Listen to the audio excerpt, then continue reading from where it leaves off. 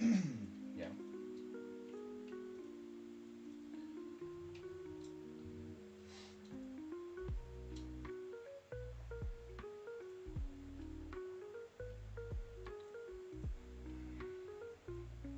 How about a fair fight?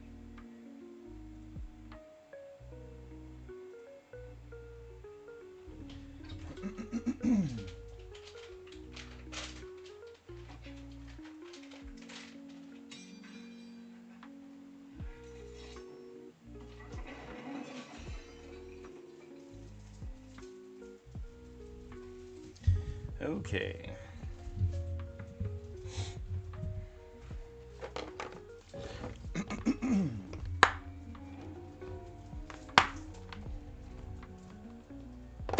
Oops. Come here. Let's see how you do against a human. I don't think you're brave enough to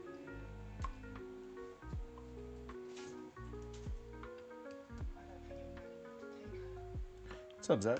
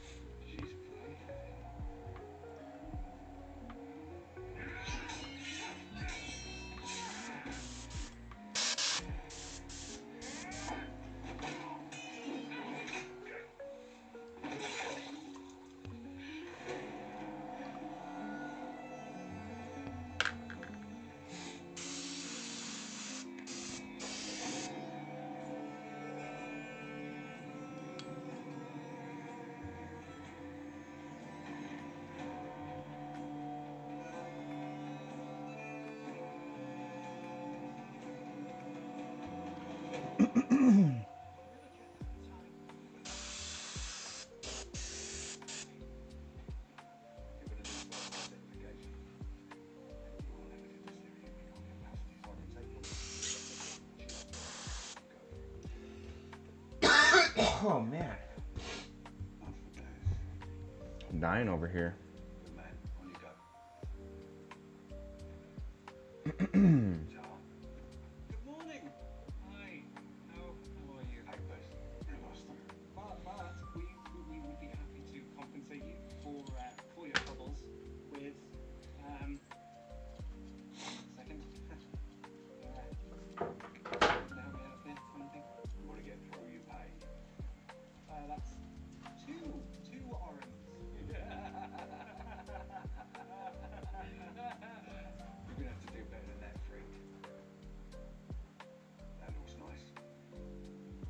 Hold on. For your troubles. Run. You're not walking on that. Very nice. On you go. Thank you so much. My pleasure. Dear friend, you once told me of a dream where you were wandering through boundless fields. What's up, guys? An obelisk carved with names Oh, of the dead. what's up, Johnny? How you doing today? With cold blue eyes was following you. Any more out of you, and she will leave you an orphan. You knew her because she had dogged your every footstep. Just keep watching. Gareth, we need to get to Siri. Gareth. Why? You asked her. Was it because you were meant to enter the zone? I don't think the girl and her family go. Right on. Welcome in. We're gonna do a little airbrushing on this this leather. Because she wanted you, a witcher, Make go by a little bit quicker. to finally be afraid. You told her the truth. You'd always been Thank you afraid so much for the likes. until now. Because she'd taken everything from you, which means she'd also taken the fear. You and I, we now know what it means to need, to love, to lose it all. Neutrality be damned. We are no longer afraid.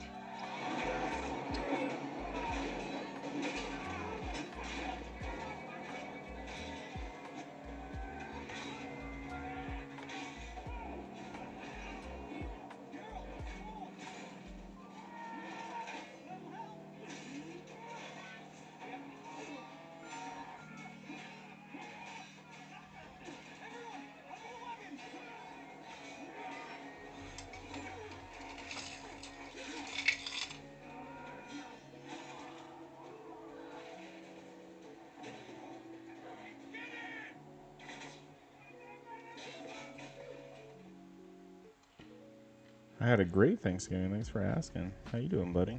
Yeah, we got to get back at it. I was staring at it all day, and I'm like, I got to get going. Your Zinch model looked awesome, man. I just saw it before I hopped on. Did a really good job, dude. I like the glow effects you did on it.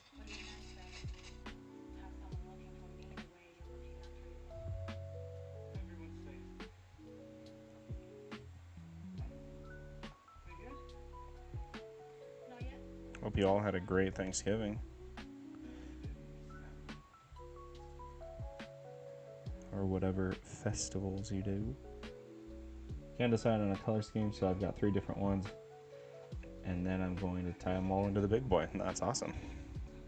Do like a multicolored army. That sounds super cool.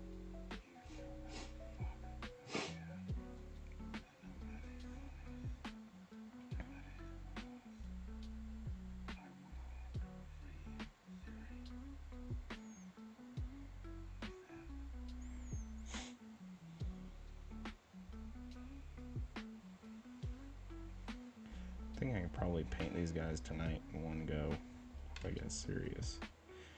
If I get a little serious around here, you know? Maybe not one go, but close to it.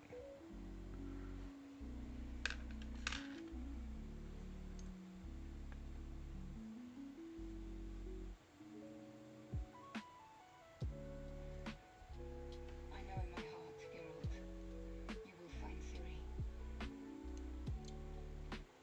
And I Whoop. will make sure there's a safe world for her to return to. Come on, play nice. Face the cold blue eyes of death. We will. But we will be the last to fall. Of that I am sure.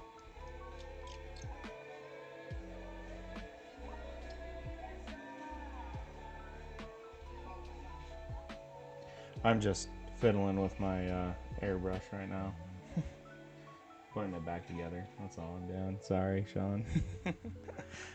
Nothing fancy going on here. But I do apologize.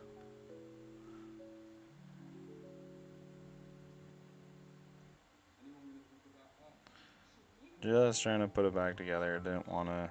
It was spraying paint out without me hitting the dial back. So something's not going on right in it, you know. Do you have a sensor mod with the heli? Is it skipping all of the sound in the background or something? What's up, random street guy?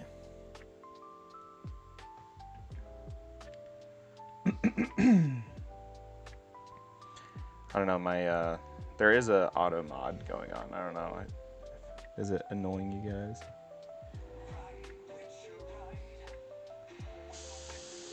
Oh, what am I doing here?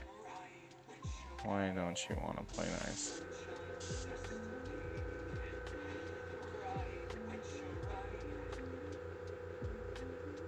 You heard a beep? My lady is watching The Witcher right now, so maybe that's why.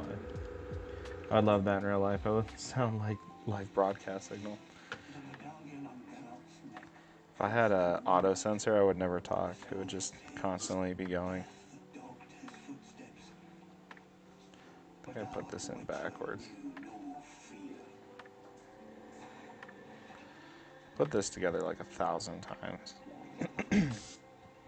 You'd think I'd have the process down packed by now, but nope. It's a struggle bus every time. I'm going to be finishing up these little mini gargants is what we're going to be working on. I'm just trying to get the airbrush to do its job right now. It's always this last part that's tricky. Getting it to hit the trigger just right.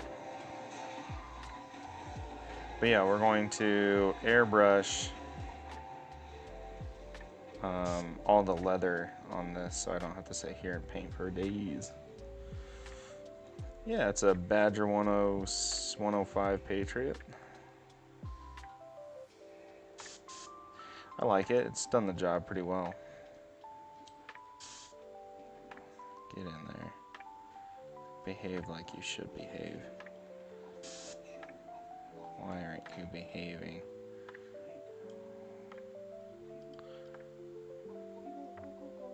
Yeah, if it could be assembled easily, I would love it a lot more. For some reason, it doesn't want to. The trigger doesn't want to work right. I think I have it backwards, that's why. I swear, I go through this every time, and you'd think I'd have it. There we go. Memorize how it should work. But I don't. I apologize. Okay, here we go. Here we go.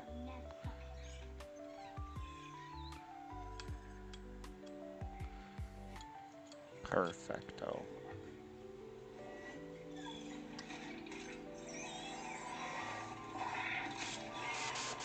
Alright, let's test it out.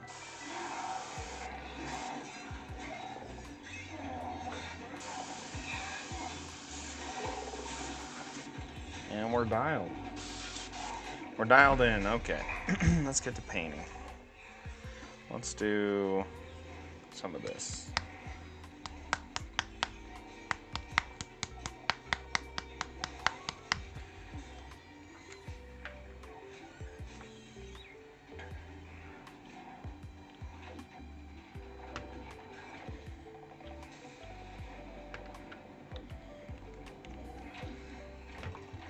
Alright, now where's my flow aid? There it is.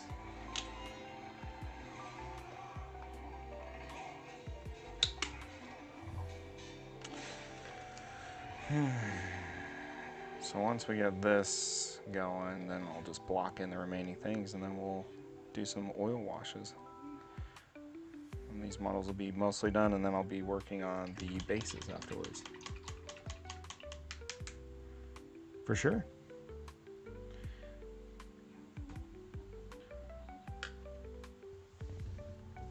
Heading home from Turkey Day.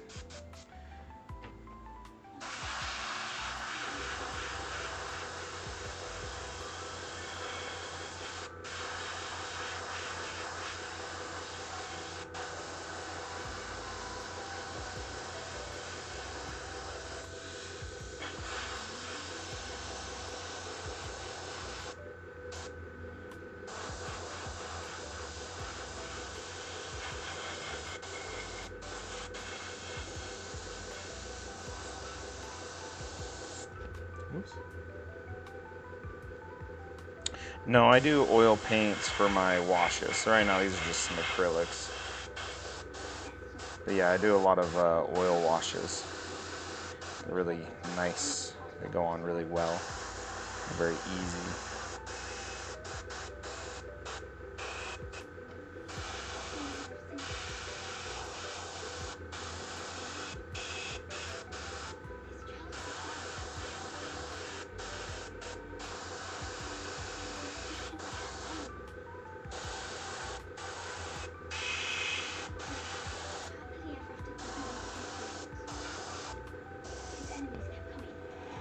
No mask. No, I'm a demon like that. Oh, thanks, Al. Thank you for the roses. I'm a no mask kind of guy, you know? I live on the edge.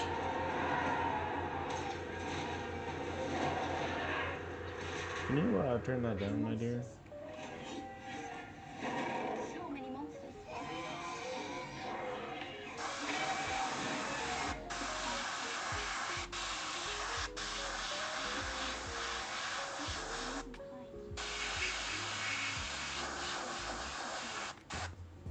So did you travel for Turkey Day?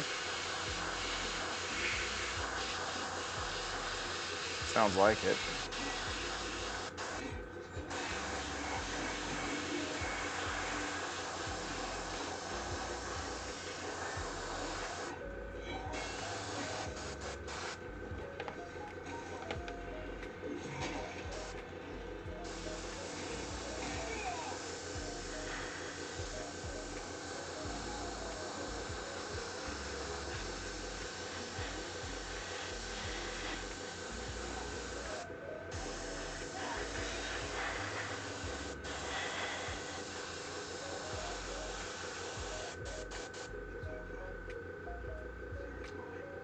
Nice. This is Vallejo. Um, Vallejo Gorgon Brown. So it's like my darkest brown that I have. So I like to use that for my first layer here. And then from there we'll start building up.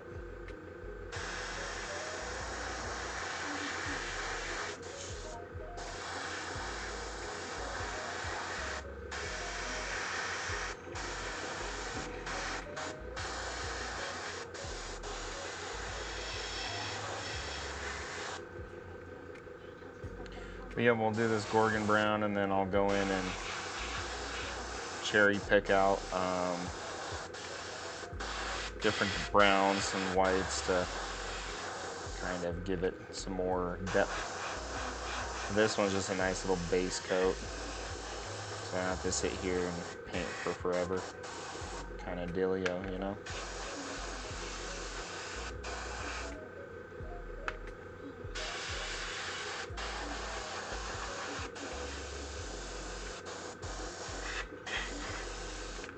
But yeah. Speed things up a little bit.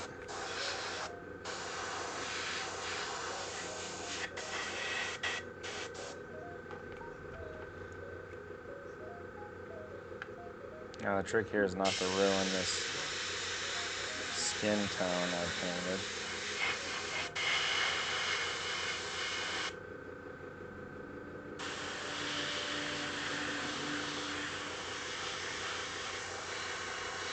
Being extra careful.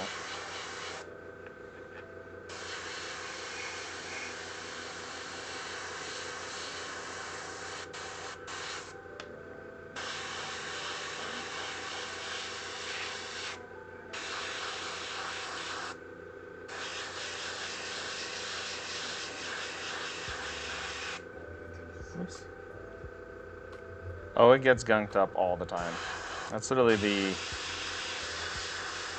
whole war with airbrushing is the constant cleaning it and it messing up. It's really nice when it's working. Like right now, it's great. Works fine. But the longer you use it, the more likely it's gonna start messing up.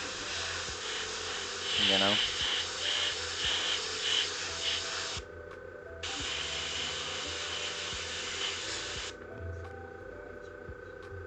But yeah, this airbrush, it's a given. Like no matter what, airbrushes always end up getting gunked up and just being a nuisance. Great tool, just a pain to use sometimes. You know?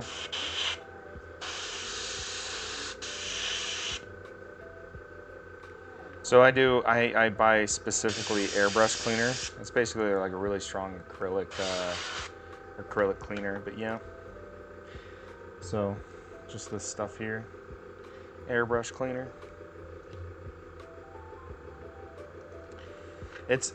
I would assume that it's basically a very strong acrylic thinner or lacquer or acrylic dissolver. I also use it to clean my actual brushes too. It's good stuff. Dissolves the acrylic quite nicely.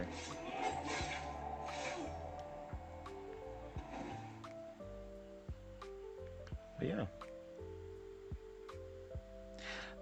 The thing about an airbrush is it's very touchy. It's a very temperamental tool, but when it's working, it's very nice. And I also use it to prime all my minis as well. So I use it quite often. So I do save a lot of time and money by being able to buy a giant thing of primer and then just airbrushing what I need. I've had the same bottle for like 2 or 3 years now.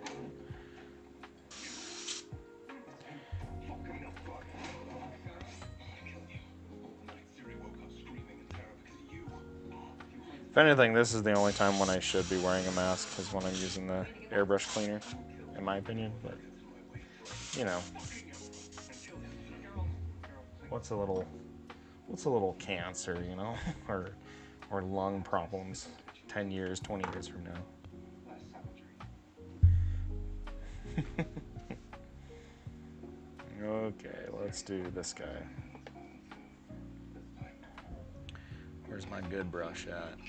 I swear I just cleaned it up real nice and I put it somewhere. Cleaned it so I could use it. There we go.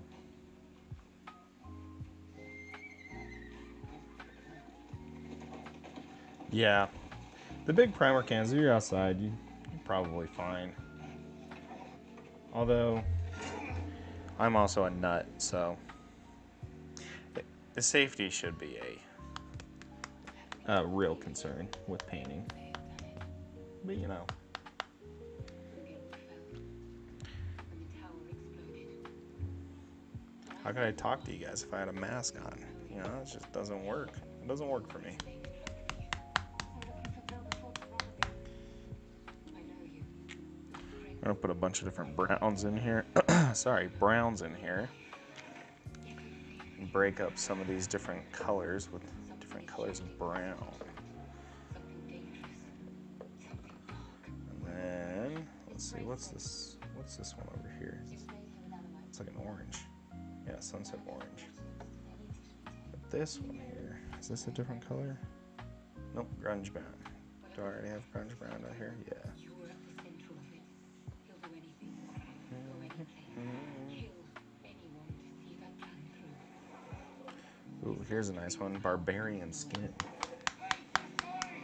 You don't have paint in your lungs. Are you even painting? Exactly, dude. Exactly.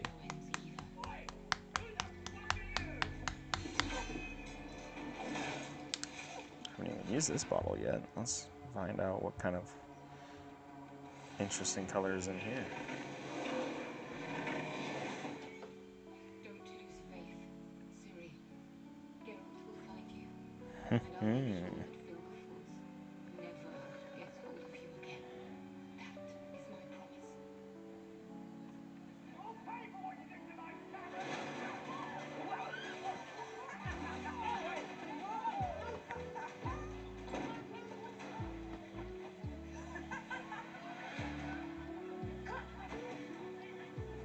I love Vallejo paint so much.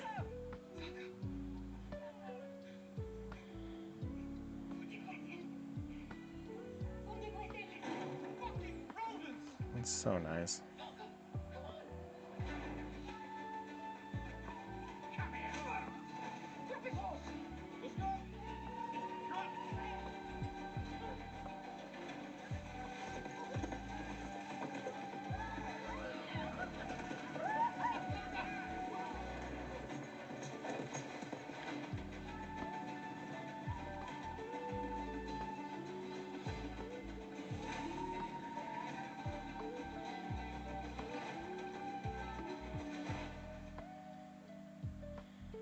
Seems like a good place to bed down for the night. Sorry, can we just talk about what just fucking happened? That shit was mental.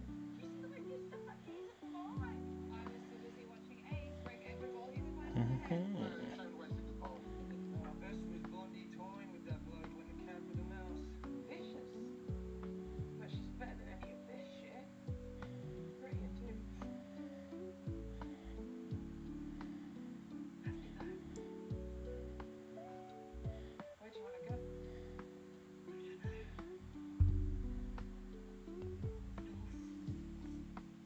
So I got these from Amazon. These are Vallejo, their BSL system. So you can get them. You can also get them at like a game store. She could hold her own. But this is their base light and shadow We've got plenty of those. paints, and they're awesome. So it comes with 4 different variants. So it covers your base tone, your shadow, your light, your darks, and in between. Drink heavily first. Maybe that's just me. Pass that prawn dart all the way into town, didn't we? It makes just painting just so easy and fast. What, food? Fuck no. Just Ted. Come on. Come on. Let's go. Wanna dance?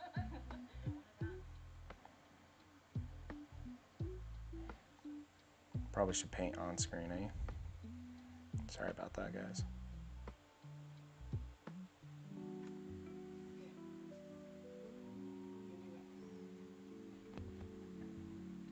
But yep, you can get them at a hobby store or at a game store that sells Vallejo paints. They're getting more and more popular.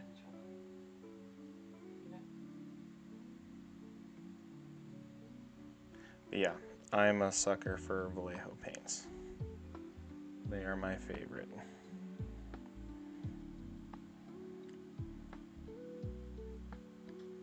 So Radovid was crying about some art. It's priceless. Maybe King Casimir wasn't feeling it, but he had the good grace to just dip his wicked royal orifices.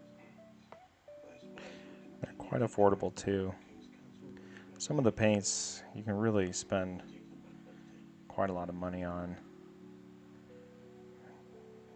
and feel like you Yes. didn't get a whole lot. Tell me, any news of The nice thing Didier? about Vallejo is they No, I don't. have really high pigmentation too, so the bottles last forever. All the better for him. He'll need to It just takes less of their paint to do the job, if that makes sense. So they last a little bit longer. So it shall be. Even a fortune teller should know that fables do not win wars. Armies do. Armies rise and fall, Lord Scallon. Destiny is everlasting. By all means, put your faith where you see fit. Now, my lord, this wine. Yeah, yeah, nice. I was looking at kill team lists with my lady as I was driving. Well, I wasn't driving; she was driving. But when we were driving home from my grandmother's house, and I think I might get into a little bit into kill team, see what's going on there. Better condition than he You know, Decimated every guard archer. be able to play a match or two relatively quick sounds fun. Does he? Well.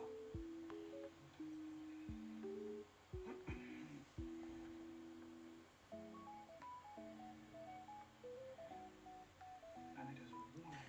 But yeah, definitely gonna look into getting some kill teams set up. Though a futile one if you just killed him on the spot. I tried to fight him. How would you handle this, Cirilla? Cirilla? Your Majesty. Please, tell me this. Man has had a threat to his emperor and ran like a sniveling cow.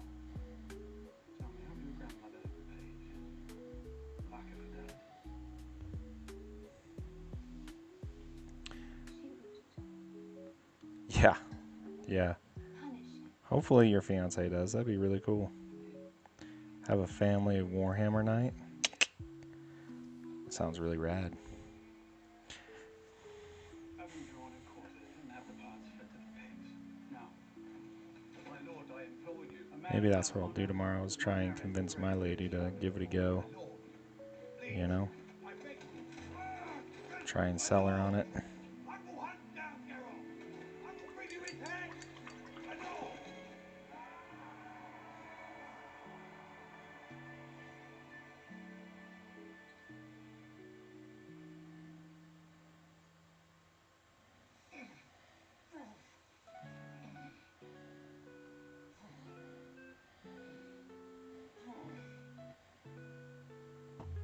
Whoops. So, getting the kids are willing to try D&D as a gateway. Yeah, yeah. D&D is such a gateway drug to like Magic the Gathering and all the others. That's pretty funny. I have the same thought. If you can get them hooked on one, you can easily pivot into the next nerd level. He's a prisoner on the land you're attacking. The enemy of your enemy is the The murderer. next best thing to hear. No, nerdy is what I do. Like this is like max level nerd, you know? Just your plan. Like D&D is, yeah, don't get me wrong, it's nerdy. The front line of all the More nerdy magic, or just Um, Mention monsters. you know, if this was a couple years ago, I probably would have said magic. But I feel like magic's become super mainstream. Then we need to pick up the pace. So definitely probably D&D. Nothing on this continent can distract me from the matter at issue. I love this song. Do you know the song? A shepherd's world with royal kin and broken lords with wicked din. I sits the queen has made no heirs. A prince was born with early hairs. Your girl should pick a team she would enjoy painting and learn the rules after that. That's, well, she's already picked, she really likes Raven Guard. So I'm thinking we already have a couple models of Raven Guard for her, so her favorite color to wear is black, so it kind of tracks. Don't touch G-base, the name. Oh, there's no threat here. Percival, shut the box. Shut your beak. I was gonna try and twist her arm and make her paint a model today with me, but I'm thinking it might be funner to do on stream maybe tomorrow. Is what I kind of want to do, if she'll allow me. This is Milner of the Woods, and you let go? Boldly. Marching on the highway singing. Look, reckon weeping as we go would be any better. And I was looking at the Kill Team app and I couldn't find a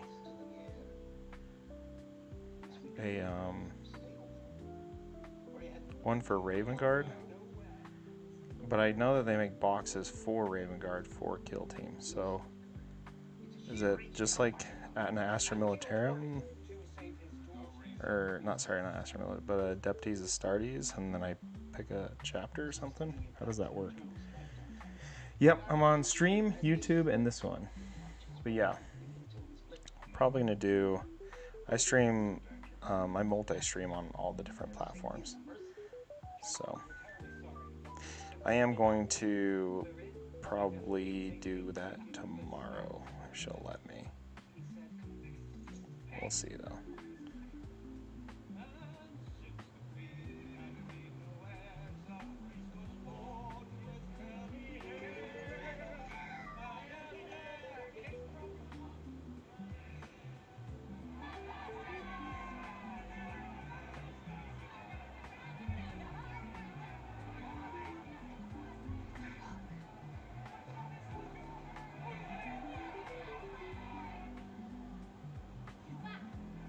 I shall open the gates for you.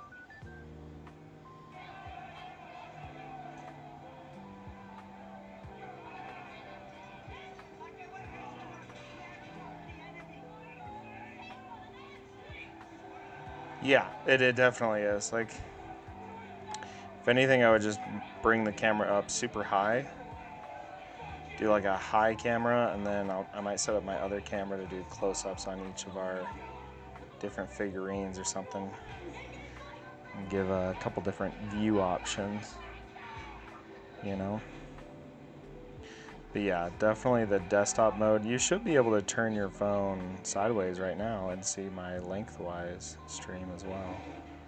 It should be double streaming it. At least I tried to set it up to be able to do that. Why did he send you here? Where's Siri? Join us.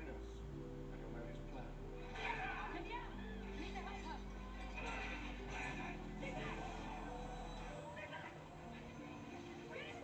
You have my target. This is my target. Boom. Right there. That's my target. Target to paint over. It's my marker, you know? When an actor goes up and it goes, marker, he stands on a square. That little paint thing is my marker.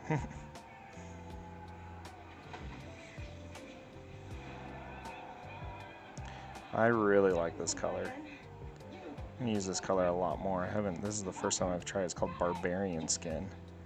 It's this really nice warmish kind of cream gray, concrete almost color. It's very cool. Like it a lot. And the way it flows is very nice.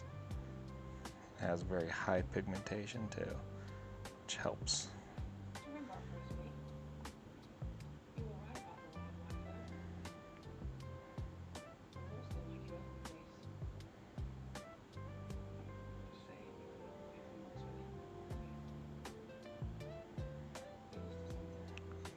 Nice and lovely.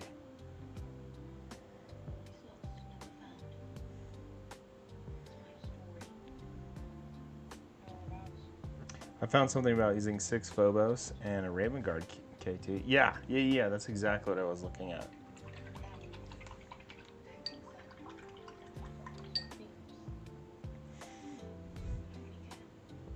First, I gotta figure out how to play, though. It's hard to teach someone when you don't even know what's going on. You know?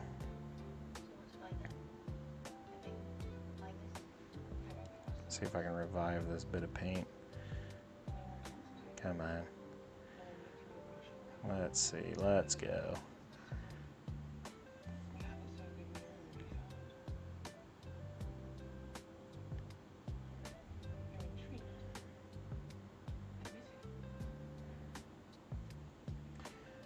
Yeah, so 6. I saw that 6 Phobos, and each one kind of has a different, like, operative loadout, is what it sounded like.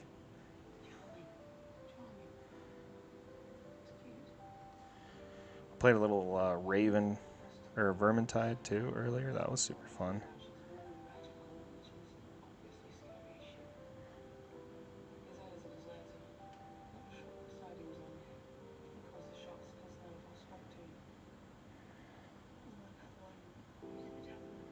Katie, a prick, but he always saves our asses when it's principle too. Big guy over there is Asa. He's more comfortable with horses than he is with people. He also sits next to Sister in the Open Rebellion. Maybe not say everything.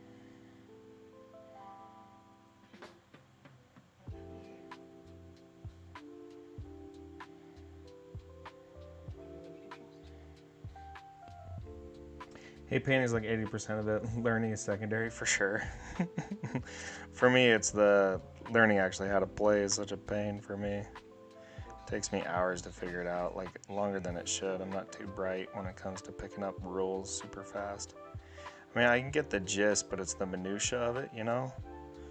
That's where I get a little lost.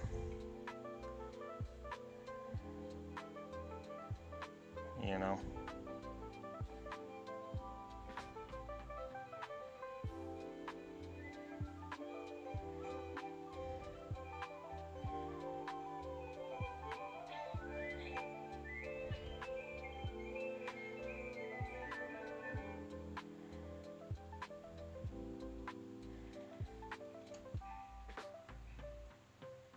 Yeah, I also need to see a game played. Well, and the problem is, like, when you see, like, you know,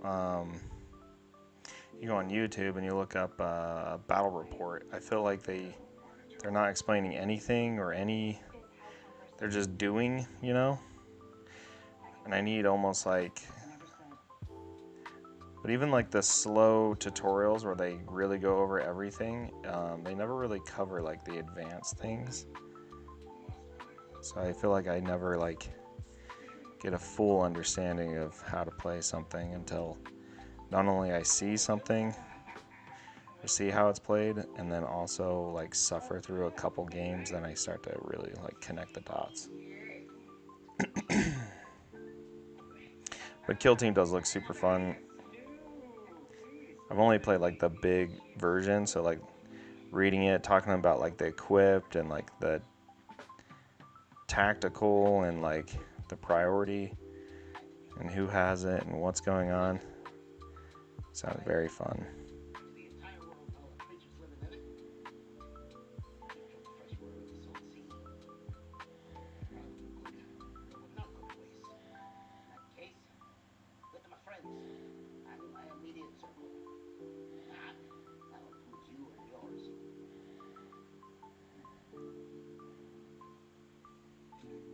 So when you to film a KT game the way people film Commander games where abilities are explained, yes. Yes. Not only that, but like all games should have that. Where it zooms in on the card, or it like shows you a little snippet of the ability that someone's using, or whatever's trigger is triggering, you know? That would help me so much. Like learning how to play Age of Sigmar, I'm still figuring that one out. I haven't played a game yet, but I want to at least have some semblance of a good understanding so my friend doesn't have to like really start from scratch with teaching me. He just hasn't been the same since his injury. So I've been trying to read a lot of rules, watched a lot of videos. I've watched the same one like 5 times. It's like 3-hour long, like advanced rules. Oh no.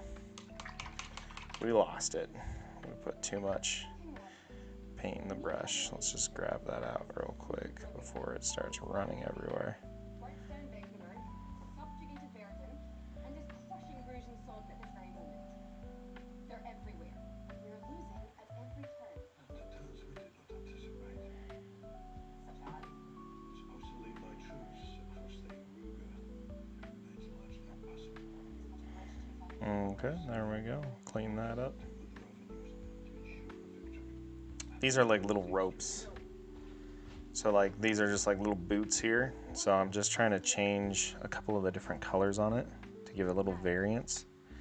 So I'm painting these ropes, and my oil wash will really make the ropes interesting. So all I have to do is really paint them white, and then my oil wash will do all the heavy lifting for most of these textures. And then I'll dry brush the leather and make it look like it has a lot of texture to it. So we're just grabbing out all this different stuff right now.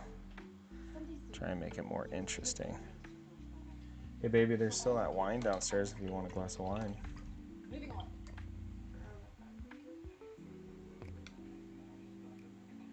Cheers, mate. Just had a little cough medicine. Happy Thanksgiving.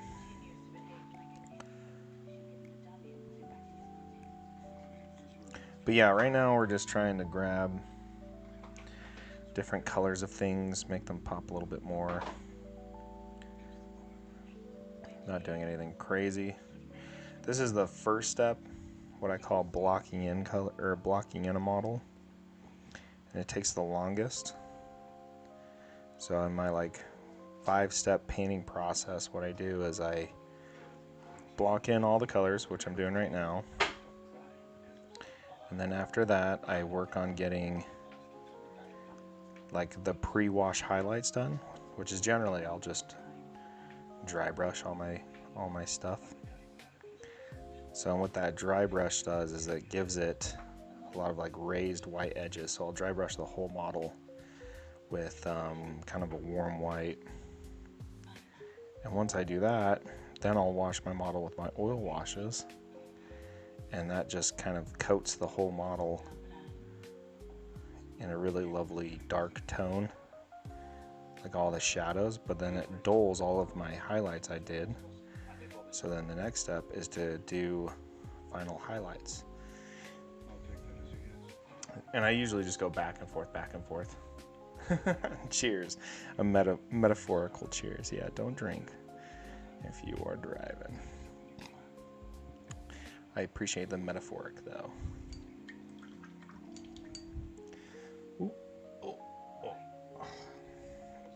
Got something in my eye.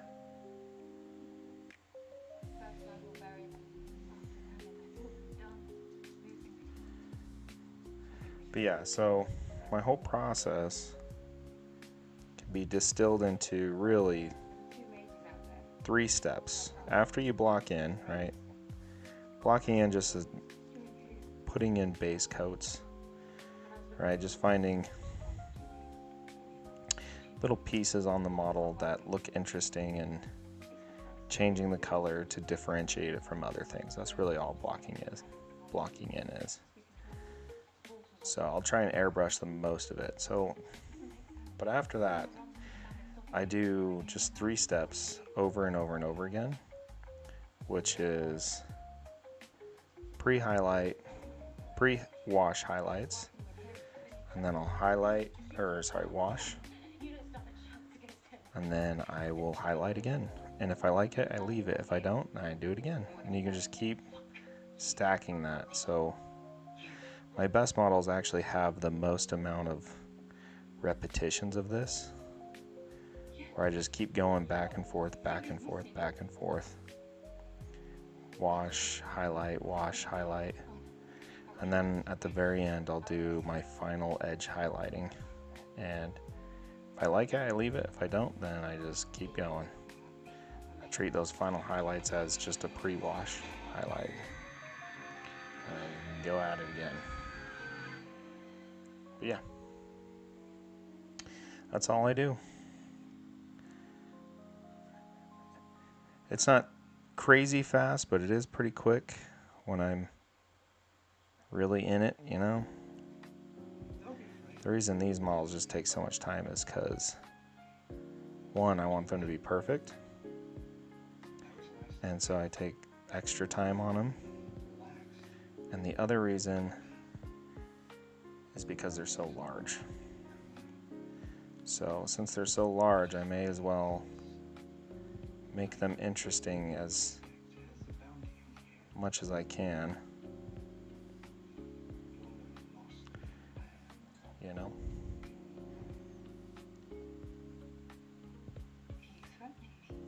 Yeah, it is. It is worth it. And I did a kind of a lazy basing on the very first giant, but I bought a bunch of trees and shrubbery and a whole bunch of other stuff, so I'm going to have a lot of fun doing some really large scale basing. I'm going to make it look like the giants are kind of coming out of a forest, like mowing the forest down as they're walking out of it. It's going to be the idea of the basing. So I'm pretty excited to do that. It sounds like a lot of fun. This guy is just about blocked in. And we'll move on to doing the next bit here. Just doing the bits of fur here on the top.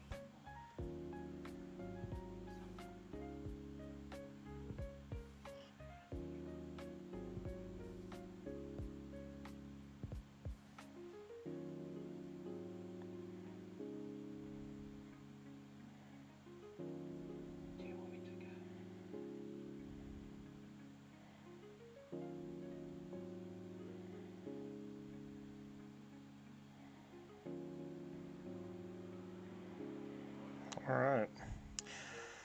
I guess I could gray out the runes and black out my metals, so I'll do that really quick too. Is it worth making one fully as an example for the others? Definitely. So my first one always takes the absolute longest. Because what I'm trying to do is I'm trying to get down exactly the process I'm going to do. And so in that process, if I rush through it, sometimes it's hard to recreate the exact way I did it before. And then the second one, after the first one looks the way I want it to, the second one is all about trying to make the process more efficient, right? So the first one takes the longest because I'm doing a lot of color theory, light theory. I'm messing about trying to find exactly the best way to accomplish what I want that's in my head. So that one takes a while, and I will repaint it quite a bit. And then after that, it really just is about trying to become more efficient. So especially when I'm doing an army, it's important that your first model doesn't take you, you know, a million years to do. And to recreate it takes another million years. Because then now you have, you know, a ton of models to now finish and replicate and make it look exactly the same. So if you spend hours and hours on that first one, you better be prepared to spend that much time for the rest of the models, or else it looks goofy, you know. So I always warn people, whatever they do for their first one, be prepared to do it for the rest. Oh, thank you for the follow. What's up, Jacob? Welcome to the party, brother. Appreciate that, dude. So yeah, whenever you're doing your first model, just remember, if you can't replicate it quickly, then you better buckle up. I made that mistake with my death card models.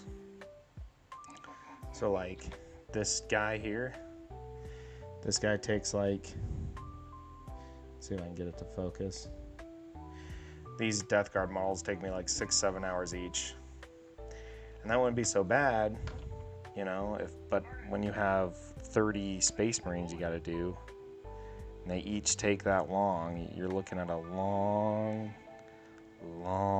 painting time for the whole model, or sorry, for the whole army. I have no regrets. It's my showcase army. I was really trying to show off my skills with it, but I haven't painted them in a while because I got really burnt out. So, does Resident Reborn do multiples of the same model if you only have one file? He'll do multiples of one. Generally, though, like when you're doing like armies and whatnot, usually the file that you are using, the file pack will have like 6 or 7 variants, or 4 or 5 variants of whatever model you're doing.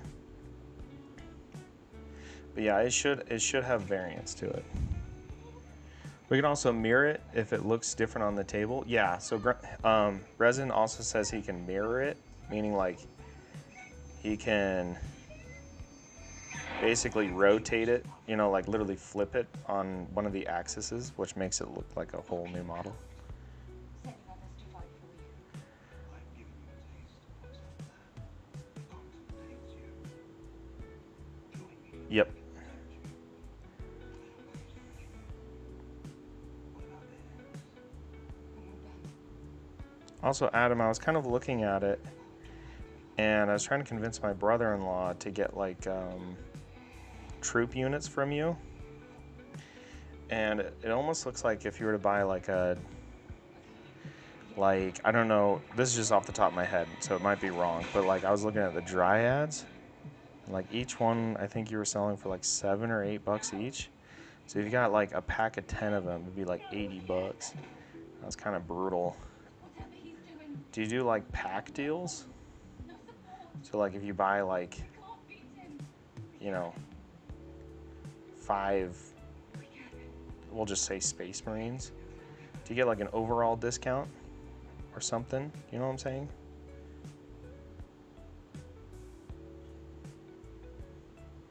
There's a pack that's cheaper. Okay.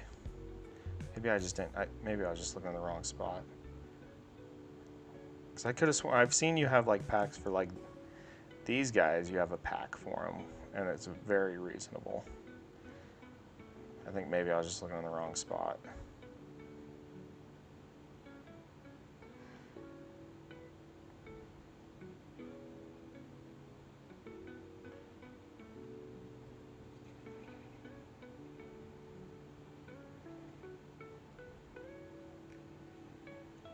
I believe all the army units have a pack, and it's all cheaper than GW. I'll go confirm tomorrow. Sweet. What's up, Tyler? How you doing, buddy? Doing pretty good. I hope you had a great Thanksgiving, man. Welcome in. A little post Thanksgiving paint sesh with my boys here. Sure do appreciate you coming and hanging out. Would have loved to pick up a couple practice mods before working on the KT for my mom's game. Yeah. My unpainted pile is gross. I need to do something with them. Oh, dude, tell me about it. I'm not kidding. I have a like floor to ceiling amount of models on shelves, just unpainted. They're just there, and they stare at me every time I walk in here. So I totally understand the gray model guilt. What's up, Alex? Welcome in, buddy. Mine was great. Went down and visited my grandma. She's getting up in years, so it's really important to spend time with her when I can. So we had a fabulous time. My family usually doesn't do turkey anymore. We do prime rib because I don't want to offend anyone here. Turkey's boring. Right? You guys all had turkey. I'm sure someone here agrees. So yeah, we do a prime rib. But then we still do like stuffing and all the normal stuff, but we have prime rib.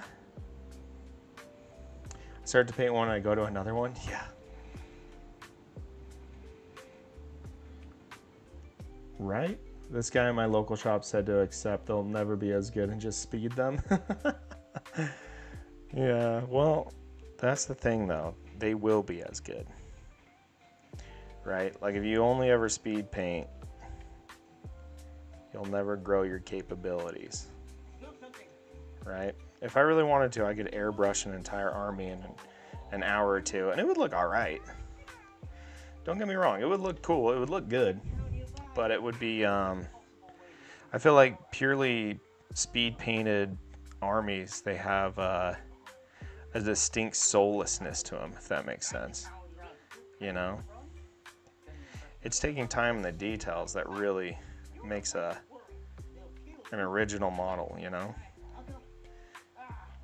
I don't want to say it gives it worth, but there's a definite quality when you can tell when someone spent time on it. So, but then there's also like you have a million poxwalkers to do or gargants, and you just need to get them done.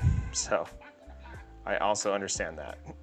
Like my my Astra Militarum troops, my Death Corps, they are speed painted, but they came out pretty good. I'm gonna spend a little more time jazzing them up a bit.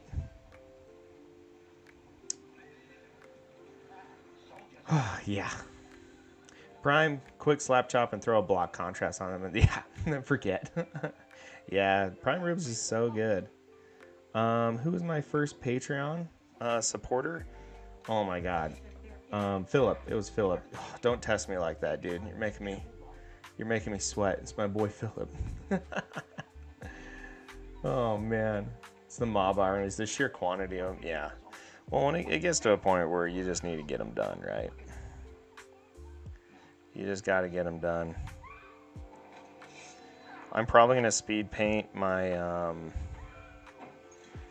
my Leagues of Votan if I ever eventually get serious about playing them for reals, for realsies.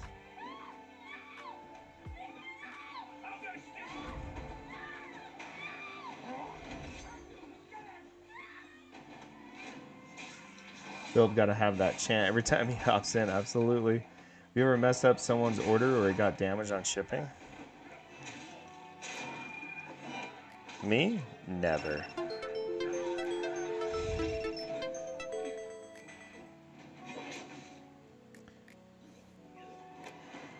My lady's watching The Witcher right now.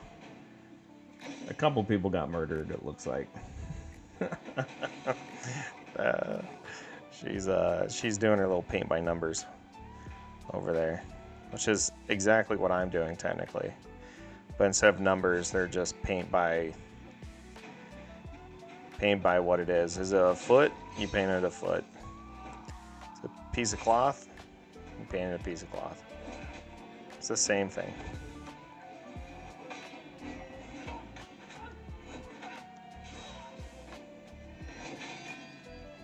I thought The Witcher was a game. I didn't know they made a movie. There's now 4 seasons of it with Henry Cavill on Netflix. Very good show.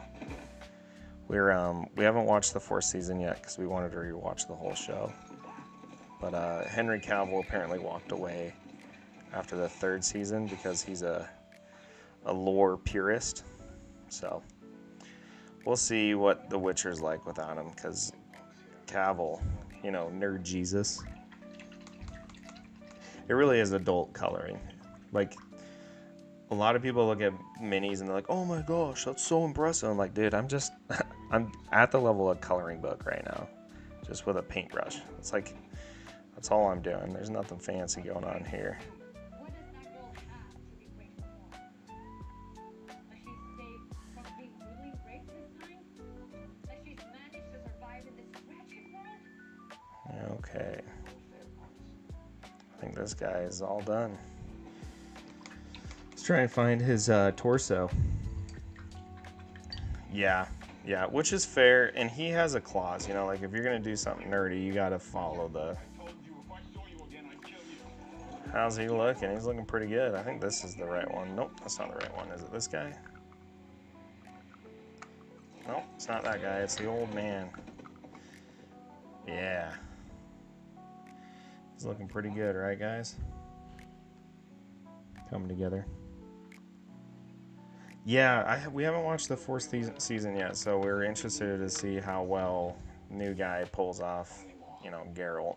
It's not an easy task to replace Henry. Henry's everyone's favorite,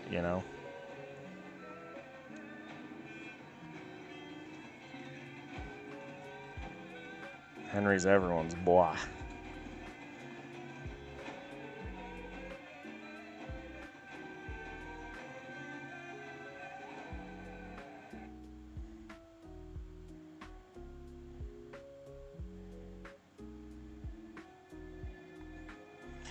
I mean, is he still doing the Warhammer movie with Amazon, or did that fall through? Because I know that there's been drama with that as well.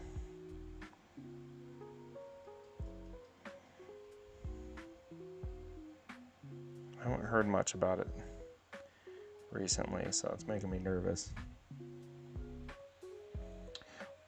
What's the largest order I've got or Adam's got? Because my largest order was a D&D party. This is years ago. I really haven't done many commissions for the last, it's got to be like 5-6 years. I recently just opened up my commissions, but yeah, I was a full D&D team. So I was very happy about it. It was very fun.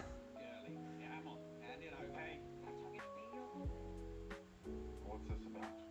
Our priest told us a monster's been roaming this here elven graveyard. Then calm. That has nothing to do with us. You said that this was a shortcut to Nilfgaard. You did not mention anything about an ominous monster graveyard of death. At least it's not running back to you. This can't be our best option. Everyone knows you need to ride around the cemetery on a black colt, like that one there. To sniff out the very It would be hard, in all fairness. Geralt is meant to be, yeah, and Henry Cavill does such a good Geralt. Like, even his like grunts and stuff, like, are just so good. And he has that like imposing kind of look to him. Hopefully, yeah.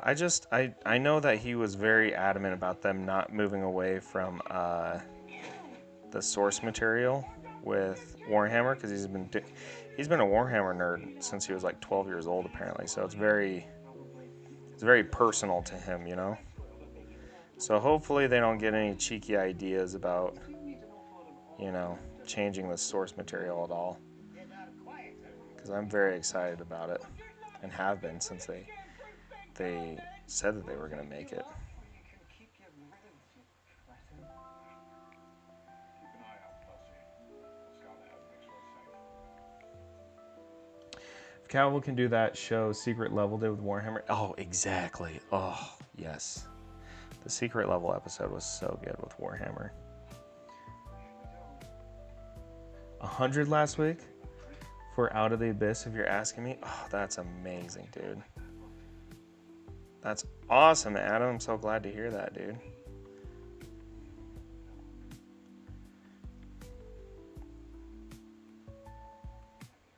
That's so cool, dude. I'm glad that you're getting some tasty orders over there, buddy. there are any ghouls, vampires, or ghosts, horses, they should know that I am armed and extremely dangerous. You might not waking the dead. But yeah, if it's anywhere near the Secret Level episode, like even my lady was like, "Was that Warhammer?" I went, "Yeah," and she's like, "It's pretty cool." And I'm like, "I know. That's what I've been saying." She's like, "No, that's like really cool." I'm like, "I know. That's what I was saying."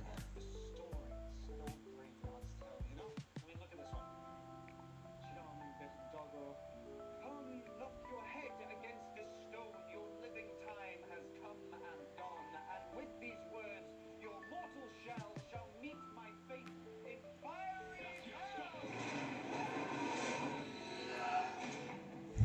We have to help him. It's a wraith. Stand back. I'll catch you later, Tyler. Thanks for dropping by and hanging out. Guess who made me watch it when she saw it? Your mom? Faking it.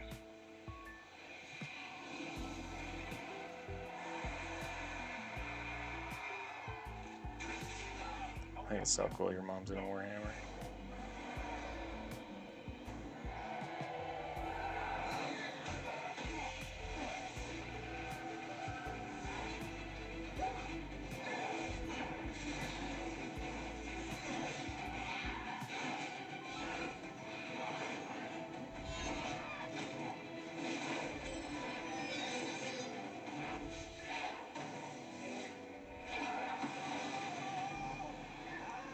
I love the D&D one. The D&D one was really good.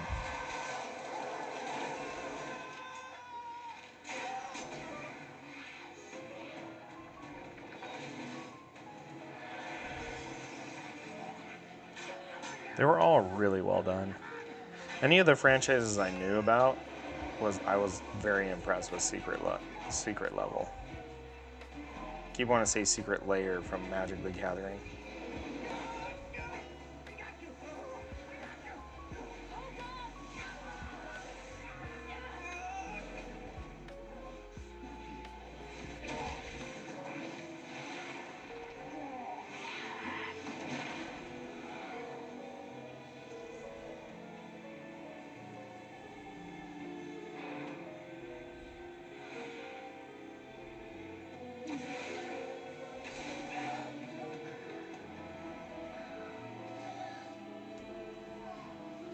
I don't know about the Pac-Man one. Yeah, that one was goofy. That one was goofy. I'll admit that one. But you know what I'm saying. Like, whoops. Messed that up. That's okay, though. Nothing but little variants in the browns. That's all we're going for here. All right, did we get all the chords there? Yeah. Brilliant. Beautiful. Yeah, the Pac-Man one kind of came out of left field, didn't it? I was pretty confused by that one.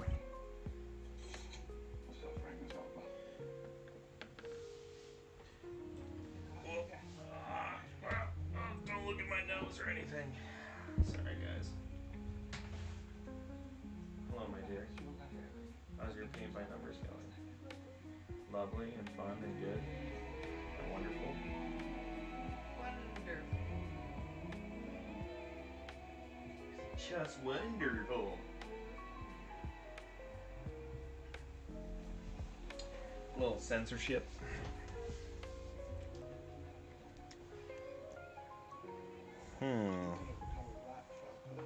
Watch and learn. It all starts with a distraction. It'd be really cool, babe. Like 5 years from now, we have like a giant, like mini painting business, and you have to paint to keep up with me because the orders just keep coming in, you know. And we're doing like podcasts and stuff. It's like a whole thing. Yeah. You just wake up every morning and Nights like this, we all play our roles. have a coffee and get after it. Oh, that'd be cool. What do you think, man? That's the dream, isn't it? I see everything. Anything goes wrong, anyone's in trouble, I save them. We're doing painting classes and whatnot. It'd be so cool. Next, the infiltration. That is the dream, guys. That's what I'm going for. You know? Fast learner. Wouldn't that be sick, dude? No need to show off. I can't see my person until Feb. Sorry, dude. Adam, wouldn't that be nice, dude? You've got it. That's our dream. We're all there. Why don't you help us do it then, huh? That's the goal. Yeah. I think all of our goals should be able to find an occupation that allows us to spend more time with our significant others and not destroy our backs. I say that because I do construction. But if you really want to know, like, that's the goal at the end of the day. So I just want to hang out with my lady more and not have to wake up, crack of dawn, and go tell grown men what to do all day. You know?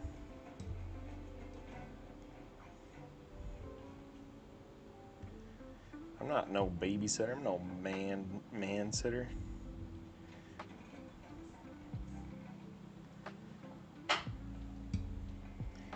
Where do you find time to stream? I just do it, man. I just do it. So my lady's getting her doctorate right now. So she's crazy busy, and I was getting bored and I was extra lonely, and none of the video games were hitting like they used to, you know?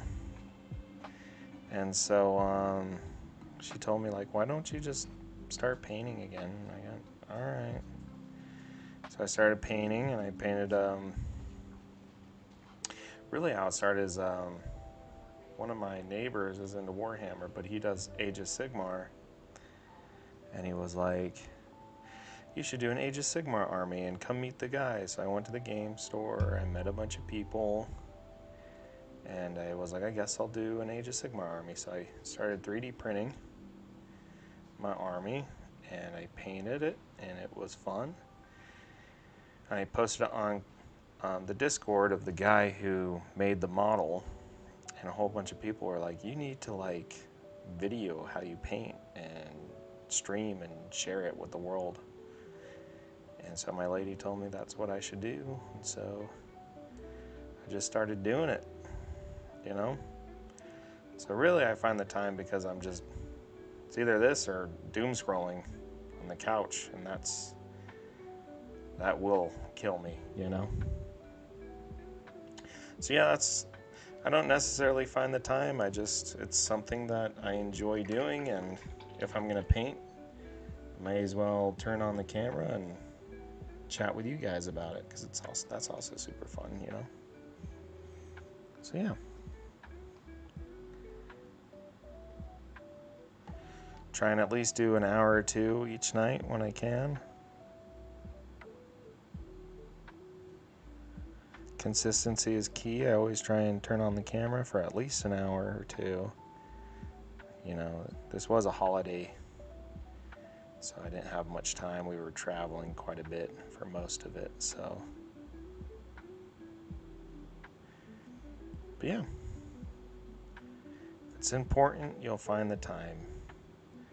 Is really what it comes down to. And so I always try and find the time. That and, you know, my buddy Resin Reborn, Adam here, he has a long list of demands, and I want to make him happy because he's a good guy and he's done a lot for me. So I am trying my best, Adam, okay? It's worth learning about too. Hopefully the classes get popular. I hope so too. That's really what the goal is. So the idea is, I was trying to come up with an idea that would also help Adam out. Because like I said, we're friends, we're buddies. We're trying to make it happen together. So the painting classes not only, you know, gives me something to do, but also make sure that he stays involved with the process. So, and I think it's a really fun idea. I'm really excited to explore it, you know. But yeah, I'm really hoping, what I really would like is the painting classes to be kind of the number one, you know. If anything, right now I'm just kind of practicing my techniques, trying to hone in on exactly how to teach people the easiest, best way that I paint, like the best way to describe it, and then working towards finding a way to be able to get it out to the masses, you know? Adam, your shop is really cool, by the way. I'm glad I found the stream in your shop. Yeah. I'm really happy you did too. Because really, like, his stuff is super cool, and he's honestly, like, seriously the most affordable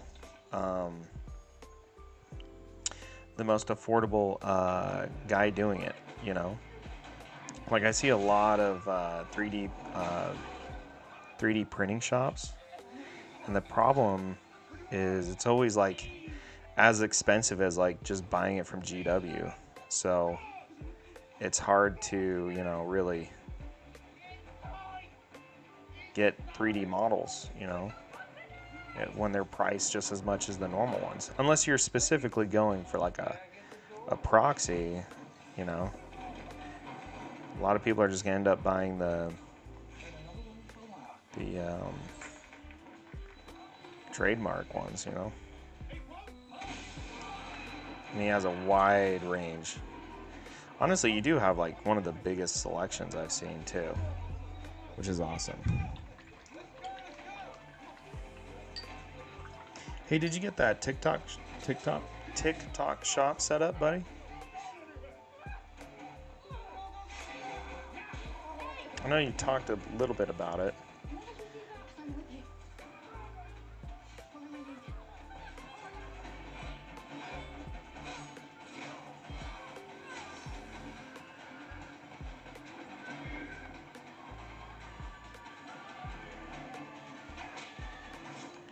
Yeah, well, let me know, because I would like to, like, if it allows me to be able to, like, link directly to your profile or something while on TikTok, it would be really sick. All the other platforms don't really care, but for some reason TikTok is like, yeah, you will talk about me and me alone, nothing else.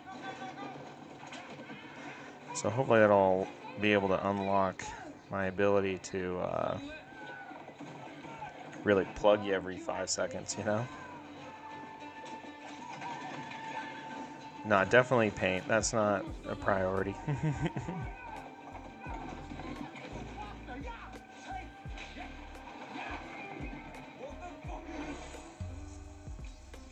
Painting is always the prio.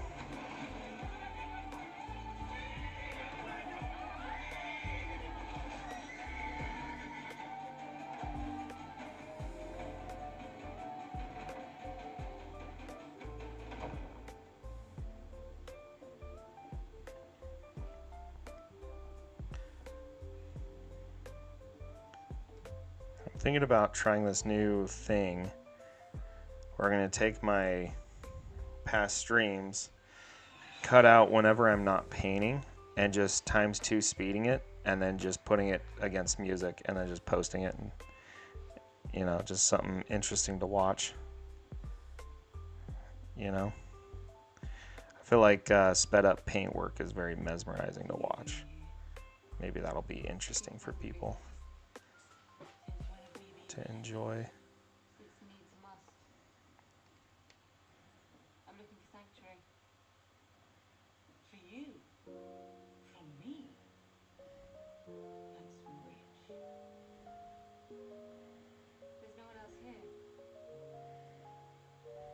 What of it? The continent at war. And Izmir dead. How pleasing you and Dijkstra. Art, whispering, sweet self-serving nothings into the air. Should probably do that, but I'm painting. Train is okay to send you to, or is there a size limit? You got some FDM printers, don't you? I guess it depends on the piece of terrain, if it's modular too. Do shut the door on your way out. I hate drafts. Kira's dead. Ilkefort, he's gathering an army. Hunting us with an order to join him or die. An evil army. Of course he is. We have no choice but to gather them too. If you would listen. If you had stood with me at Thanet, We were blind. you weren't. That's why we fight out. It's definitely better on our filament because it's significantly less expensive. Yeah, I mean, you definitely could get resin, but it would cost a lot. I have never printed what's it called? I haven't ever printed terrain because I'm just like, oh, that's just so much resin. The Yennefer you knew is dead.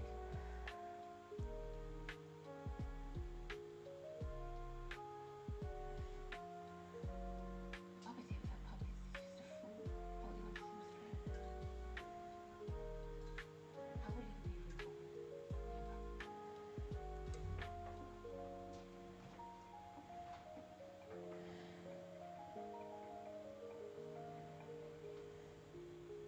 You're leaving again, Witcher. Let's rest.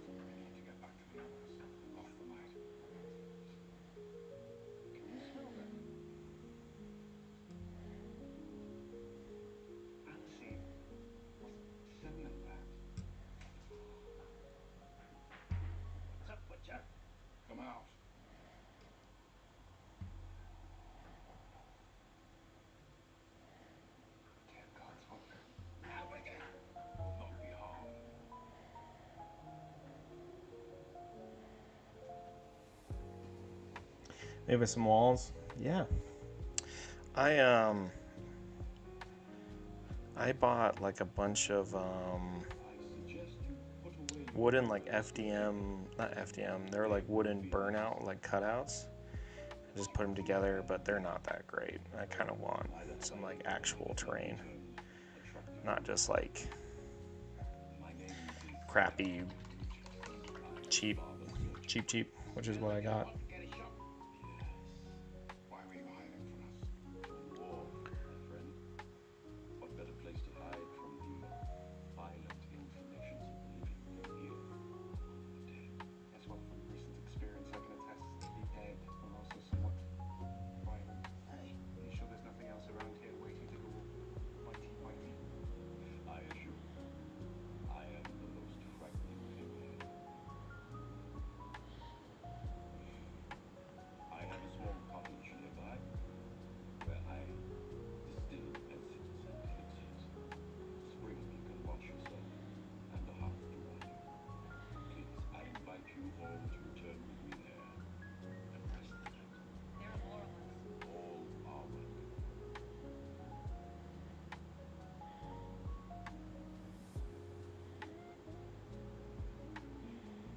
Excellent. And the others. All our former cast. hey, keep their eyes open. Something fishy about the stinking herbalist. Adam, I didn't know you were getting such large orders, dude. That's so sick, dude.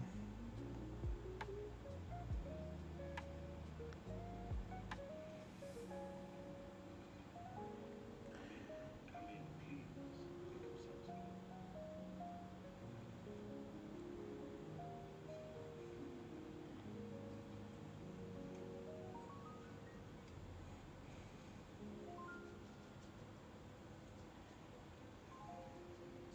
Is this an acetone calcium aromatic equipped with a rectifying column and a cotton condenser? Did you build this yourself? Indeed. I was attempting to distill extract Nice. liquid essence. And yes, I am Hour of the still Abyss. using I've heard of that before. My friend. It's one of my favorite campaigns in the Fat Dragon, the D&D movie. Oh, that's sick. I suspect the seventh. That sounds like super familiar. This is a divine elixir. This is a heavenly mead. This is. What is it? It's a distillate of mandrake enriched with belladonna and other intoxicants. I'm sure his science too expensive for us. I could trade you for a song. No! Double the price. Please, I invite you to enjoy as much as you desire. There's little chance I'd be able to cross the battlefield 17 times. Let's not talk prices or song.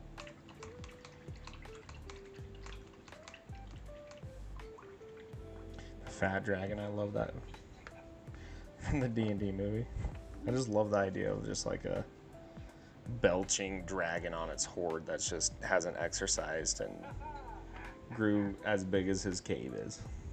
That's so much fun.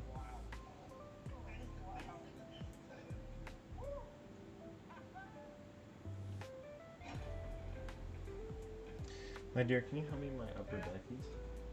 Give me a second. Where are they? Just over there. What the hell was that? You just threw away every bit of How's the food wine? you like in this store. Nope. I'm just happy you like it.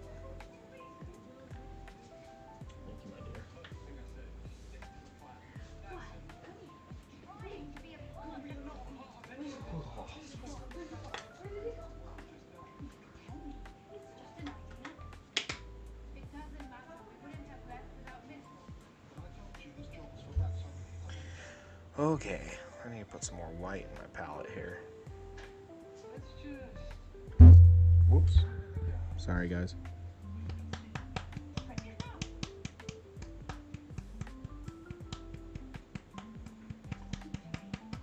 You'd have been captured and killed. Yeah, I don't know. Hasn't happened yet, has it? We've been doing this one. Elfic Flesh. It's my new favorite paint color. Elfic Flesh.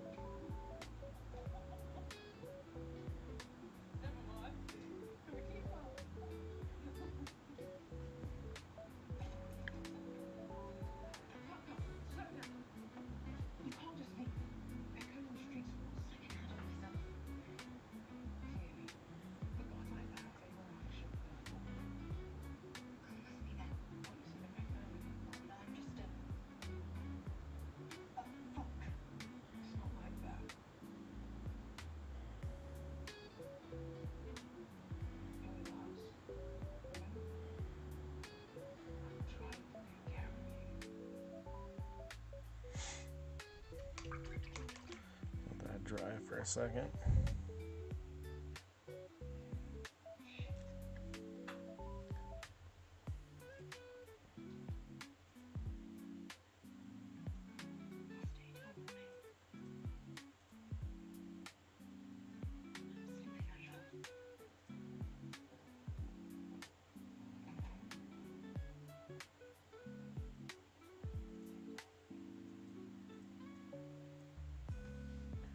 Just gonna do a quick post here.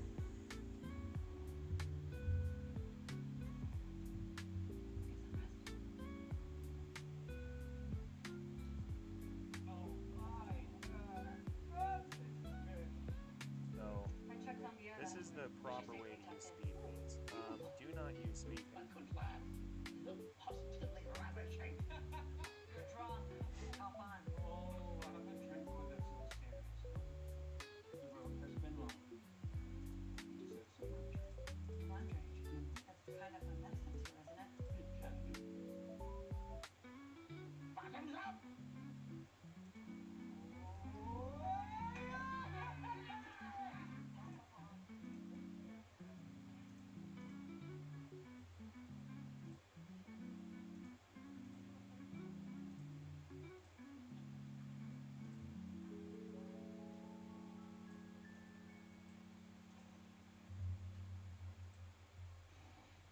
So, this is the proper way to use speed paints. Do not use speed paints for basing. It's, especially when you're doing a large surface area, you're just not going to get the effect you want.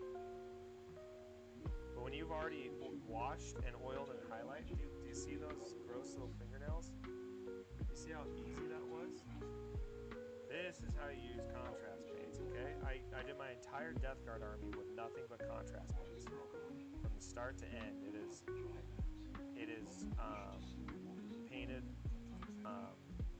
painted. Sorry guys, just one second. Primed with Wraithbone Citadel spray. And it's probably annoying hearing me twice. I'm just doing a quick video to try and promote the live a little bit.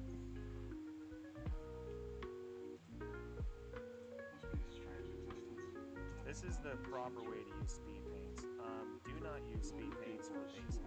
It's, especially when you're doing a large surface area, you're just not going to get the effect you want. But when you've already washed and oiled and highlighted, it's, especially when you're doing a large surface area. Alright, there we go.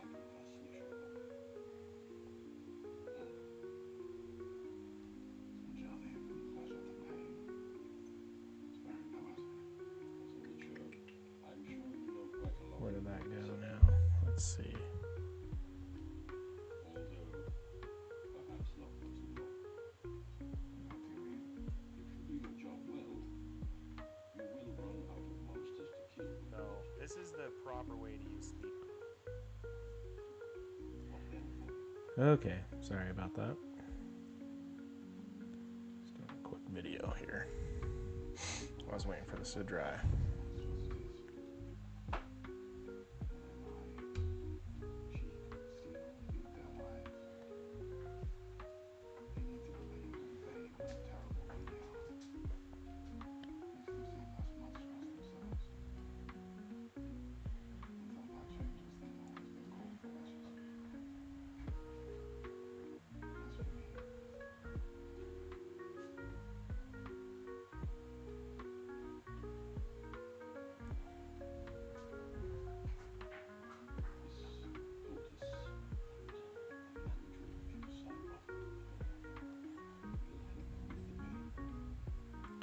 You know, I'm getting really good at painting far away.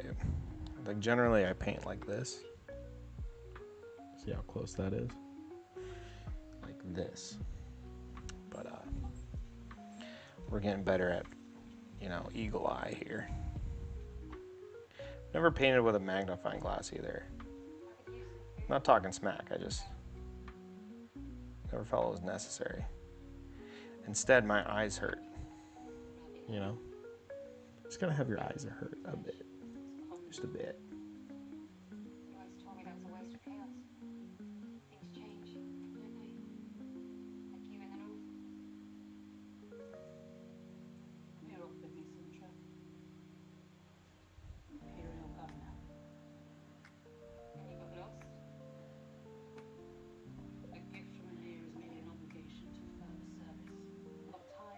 a son, so I got out.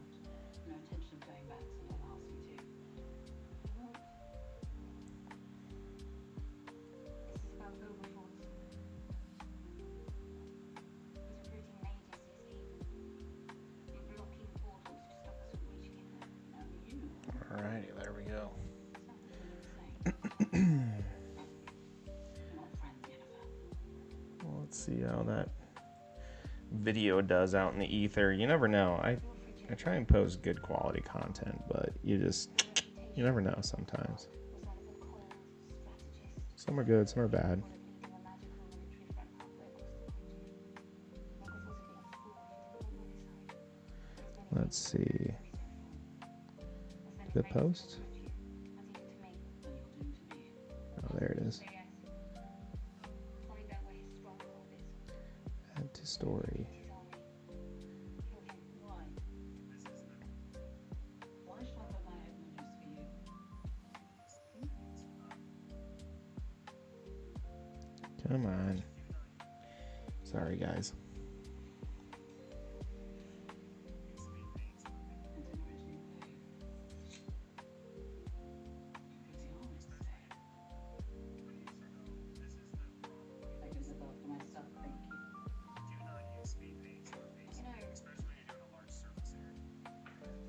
You know, we take Saying no network. Emmett. Definitely have a network connection. Alright. Riding out with rabbits.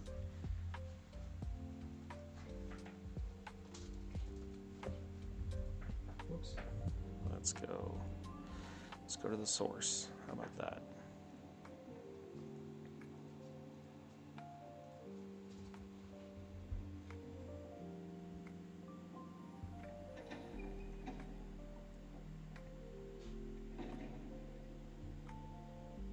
Pardon the interruption. My man is anointing the back. This is the proper way to use speed paints. Do not use speed paints for basing, especially if you're doing a large surface area. It's not going to get. How do I post this to my? Ugh. I give up. You comfortable here? Have anything you need? I give up. We're just gonna paint. Not worry about it. If there is no reaction to my required leadership, then punishing my subjects will be frankly disappointing. Softness is appropriate to your settings, yet unexpected considering. I don't know why black and brown just lasts forever in a wet palette. You know? Behold. I don't know why they last forever. I swear they do. Way longer than anything else. Like, I think I put that black in here probably, it's got to be like a month ago, and I still can just grab it out whenever I need it.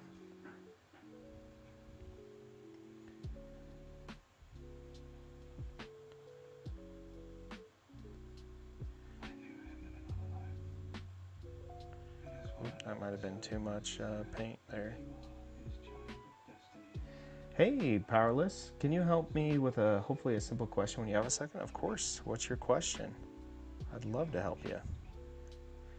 Whatever way I can. I'm brand new to the hobby. If I'm not ready to base a model, what should I stick it to my base with? So if you're not ready to base, but you want to use the holder, just take a little bit of super glue. If you're using like GW models, don't use your liquid cement because that'll melt the model onto the base. But I do it all the time. I'll just put a little bit of super glue on the foot and I'll attach it to the model, especially if I'm using a handle to paint. And then that way you can just snap it off when you're ready to do your basing. So some people like to attach it to like a piece of like tack putty, like it's like a little sticky kind of putty stuff, but and put that on a cork or whatever. But me, I just put it on a base and I just crack it off later. And I do that for, especially when I'm priming a bunch of models or airbrushing a bunch of models. It's just way easier to have them on a base. So yeah, I hope that helps. That's how I tend to do it. Of course. I'm glad I could help you out. What are you painting, if you don't mind me asking?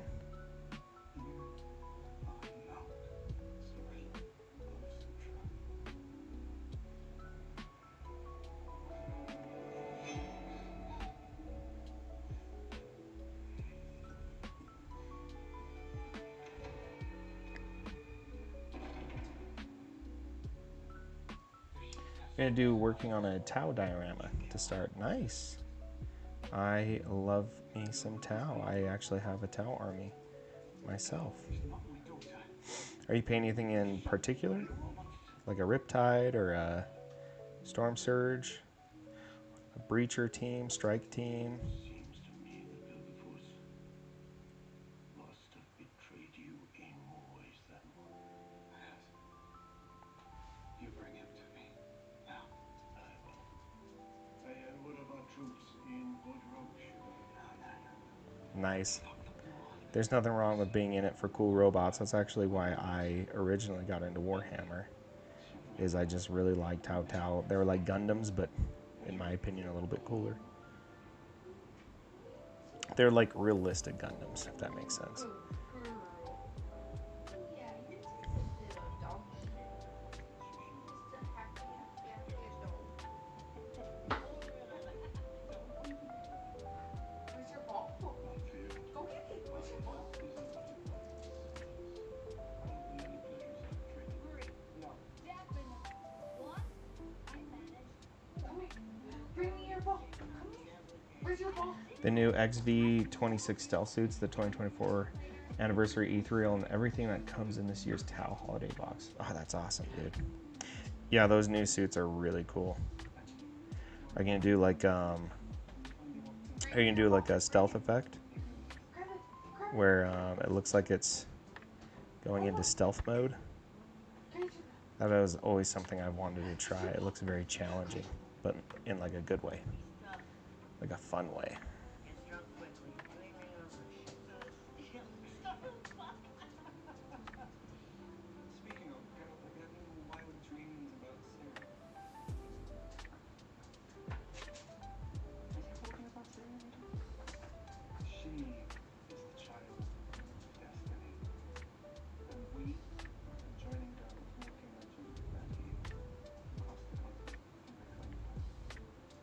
In a white flame, Emir Vara Emmerich Uxa. I'm in a weird resource allocation stage. Oh yeah? You must try and close new ties. What resources are you allocating, my guy? But we'll come to know how. One sigmar reveals your deepest. I'm actually thinking about doing a stealth scene where they are traversing a muddy field in the rain. Ooh. Like some SEAL Team 6 energy coming out of like a swamp kind of thing. Is that what you're imagining? Because that's what I'm imagining right now, and it sounds really cool. Most conversations end quickly. Sweet. Yeah, that's going to be awesome, man. Do you post your work anywhere so I can check it out eventually?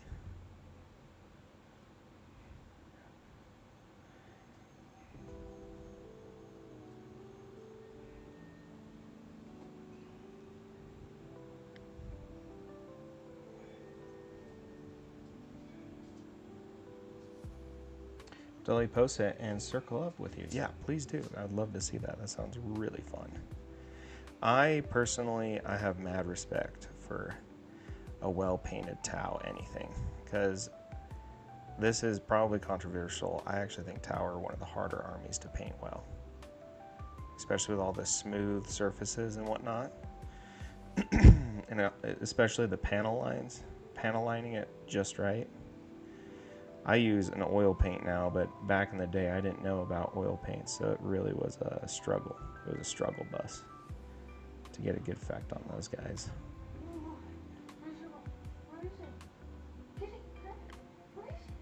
Where'd it go? Go. Grab it. Where's your ball?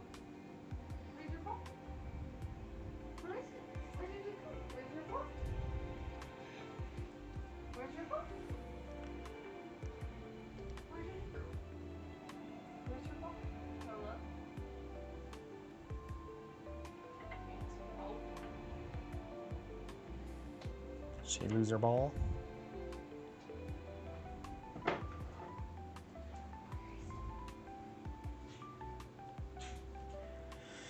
well, that's awesome, man. I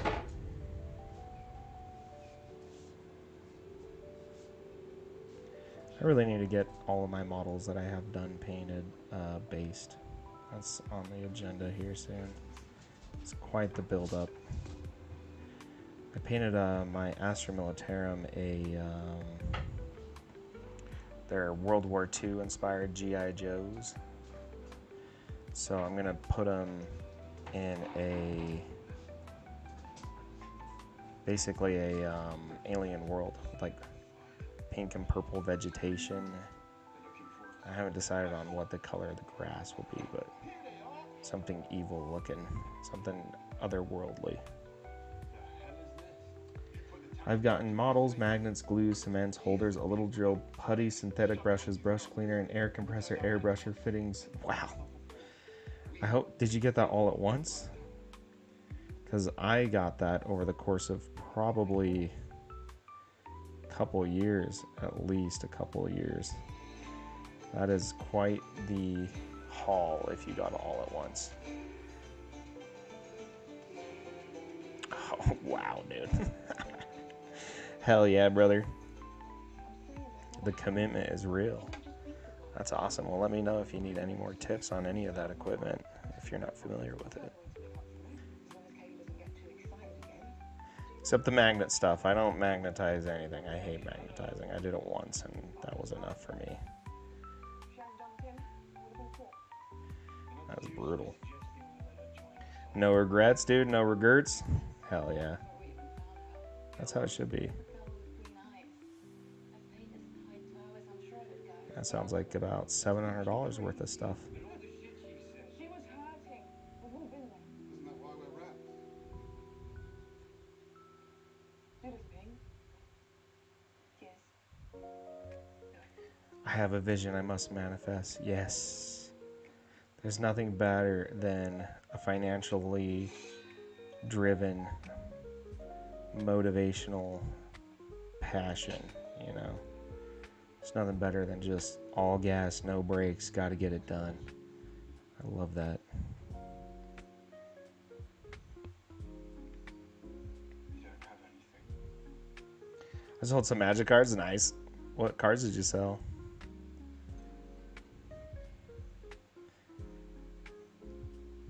You don't have anything or anyone. And you serve no master. I had a friend like that would like buy magic cards and then sell them when you needed money all the time. He actually sold enough cards to buy a car at one point. Not a good car, but a car nonetheless. Which is pretty funny. Just a fat stack of staples. Nice. So some soul rings and some fire emancipation, stuff like that.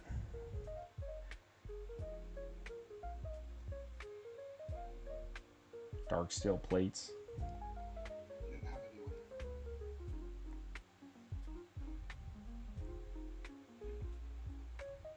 You don't have any family.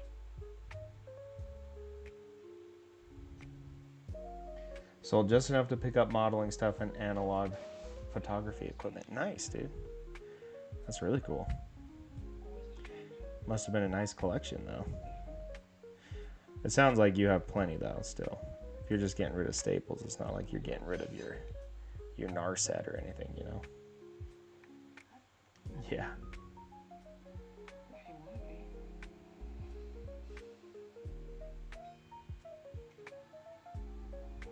You serve no master. I'll never get rid of my full art foil NAR set, the Enlightened Master.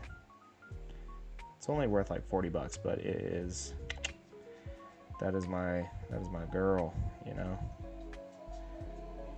To the end, NAR set. That's so cool, though. I love that. I love that you can just trade out a hobby. You know, maybe not trade out, but pivot from one to another. That's really cool. I have no family. I am a rat. I serve no master. I have no family. What are you watching, my dear? Same shit. Huh? Same shit. Same shit? That's really cool though, dude. Could probably sell my lady's fairy deck for $600 and get some stuff. Babe, you want to sell your fairy deck? Where are they? No? They're Alright. waiting on It's gonna be a no from her dog. us to rise. She has like a secret layer of fairies and everything. Pleasantly sleep. 14 days have passed since I left Pokemon, and I've traveled nearly 50 leagues. Sirius and MS Palace North got about 2 These are a 3D print of some Gargants for an Aegis Sigmar army I'm doing for my Sons of Bahamut. So they're all proxy models. And the Sons of Bahamut are these giants. So I'll show you some more of them. Right now these are my little baby boys. I only have 3 of them to do. But yeah, we're just finishing up this whole army here. I just have to finish painting these guys and then do some intense basing and then they'll be done. Ooh, speaking of which, I need to print off some bases for this guy. For these 3. I can't remember what size they are though. Let me fire up the printer. But yeah, if you just give me one moment, I'll show you the other models. Okay. So this is, I use acrylic and oil paints, but this is primarily acrylic paint. I paint with Vallejo paints primarily. And then I use Citadel contrast paints quite a bit. So here's my gate breaker. This is my Kragnos here. So he's a Minotaur, Mammoth Minotaur is what he is. So, and then I have my King Broad, who is going to be my warlord for my army. Is it 90 millimeter? That's what I was thinking of. Well, the big guys I thought were 90 millimeter. Are the little guys? I thought these were 90 mil. Are these guys 90 mil? What are those, 190 or 120 round? I can't remember. Oh, thank you, dude. I appreciate that. Yeah, I'm going for kind of, what's it called? I was going for the like frost giants, like Nordic Viking giants, but also giants from Game of Thrones. So like very frosty kind of looking ones, but I didn't want to do like frost skin on them, if that makes sense. I wanted them to look alive, full of vigor. Although the blue skin frost giants are really cool too.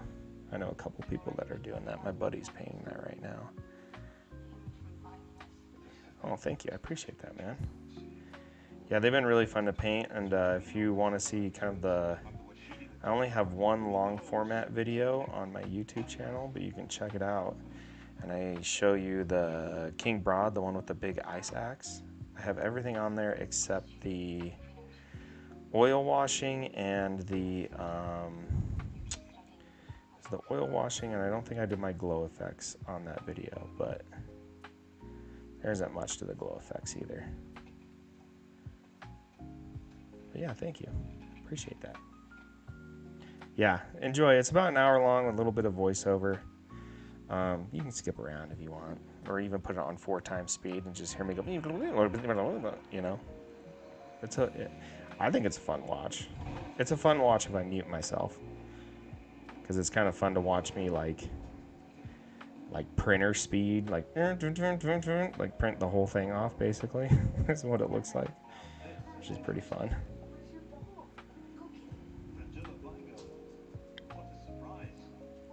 Yeah, and the way I paint is all techniques based. I'm not a talent based painter. So like what you're watching me do right now, it's nothing impressive. So definitely can paint the way I paint if you're interested. I'm kind of a lazy painter, to be honest with you. She wants me to kill you. And you agreed. Have I been on your YouTube recommended? Shut up. Really, dude? That's crazy. Oh, thank you for the likes, Ralph. Welcome in, partner. How you doing tonight? Have I really been in your recommended? No way, dude. I'm such a little baby channel. Oh, thank you for the follow. I appreciate that. Oh, thank you for the rose. Thank you so much. Yeah, the big boys are 130 million. Okay. Yeah, the little ones are 90. That's crazy, because my King Broad video only has like 140 views and it hurts inside because I spent so long editing it. I haven't done another long format video again because it kind of broke my heart a little bit. Oh, thank you again for the roses. Thank you so much. You're coming in here just making my day. Ralph Jack with the 10 roses. Thank you, or 8 roses. Thank you so much. I really appreciate that, man. It's really thoughtful. Okay, those legs are done. Now to do these legs.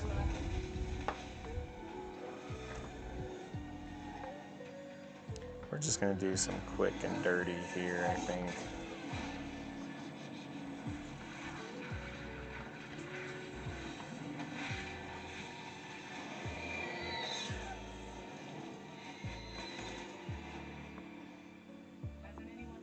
Yeah, for sure, dude.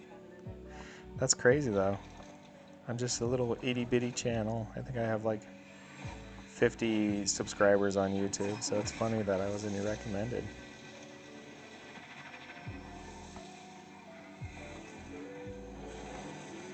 Babe, did you hear that? Oh, Ralph Jack, thank you so much, dude. That's awesome. Thank you, man.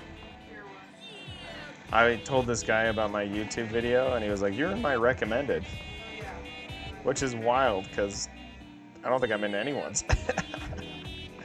Such a small channel still. Thank you so much, Ralph Jack. That's really nice of you. I really appreciate it, man. How you doing tonight?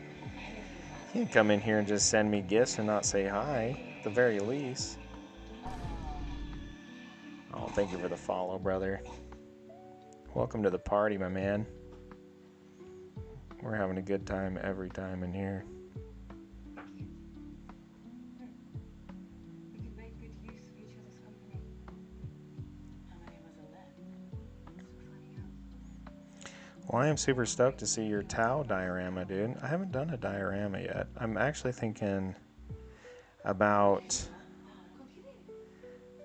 printing off, maybe not printing off, but building a board that I can put these giants on that when they'll like be socketed in their base, but the base continues on kind of thing, you know? So like the idea is when they're just on the shelf, the whole shelf will look like a piece of terrain kind of idea. And so it gives it like a whole landscape kind of feel. And then I can also travel with it too.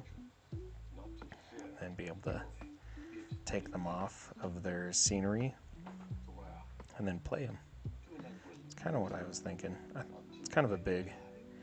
I've seen someone else do it and it looked really cool. But I haven't really looked into doing it myself yet. I'm sure I can figure it out. Yeah, I thought it'd be kind of cool. It'd be like a diorama, not diorama, you know? Because that's why I've never done a diorama, because I like to play my models I paint eventually. So I feel like if I did a diorama, it would be cool, but I just, it's not like I can set down like a really cool, you know, it'd be a really cool model, but the footprint of it and not having a base on it, you know, would be counterproductive. You can also magnet their feet since they're large and magnets on the bar in the diorama. Yeah, exactly, yeah. Right now I transport my models when I go play in a box, and every time one of them breaks, it's kind of funny. I spend money on like everything but a way to keep them safe. It's like sacrilege to a lot of the people that I know. My one friend has ammo cans that are like completely encased in foam, and it takes him like an hour to put it together. Functional diorama should be the way. Yeah, dude. Like, I don't know. I'm probably gonna spend 50 or 60 hours on this army at this point, and I literally thought that it would take me like, I was like, oh, I could bust those out in the weekend. But the amount of details on all the models made it pretty difficult to ignore, you know.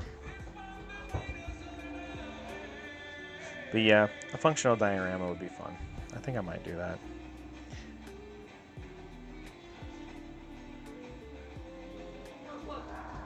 But I think I might go a little crazy on these models.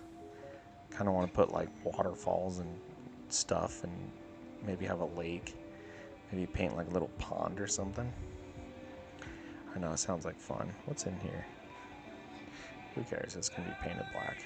Because I don't want to paint the inside of that cauldron.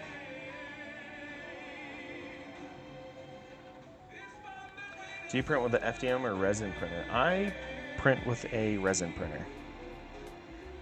But if you're looking to get 3D models, my friend at resinreborn.com, and it's reborn. Oh, I'm gonna get in trouble with TikTok. I gotta break this up a little bit. Resin Reborn with an E. If you check them out, if you Google that, maybe I can't even say that. By the way, I'm printing on, or I'm streaming on multiple services, so I have to be careful with what I say, because some places don't like promotional content. TikTok being the main one.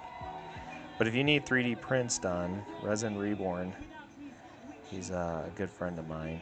He can hook you up, and you can use a code called Patty Paints with 2 capital P's, and you'll get a screaming deal.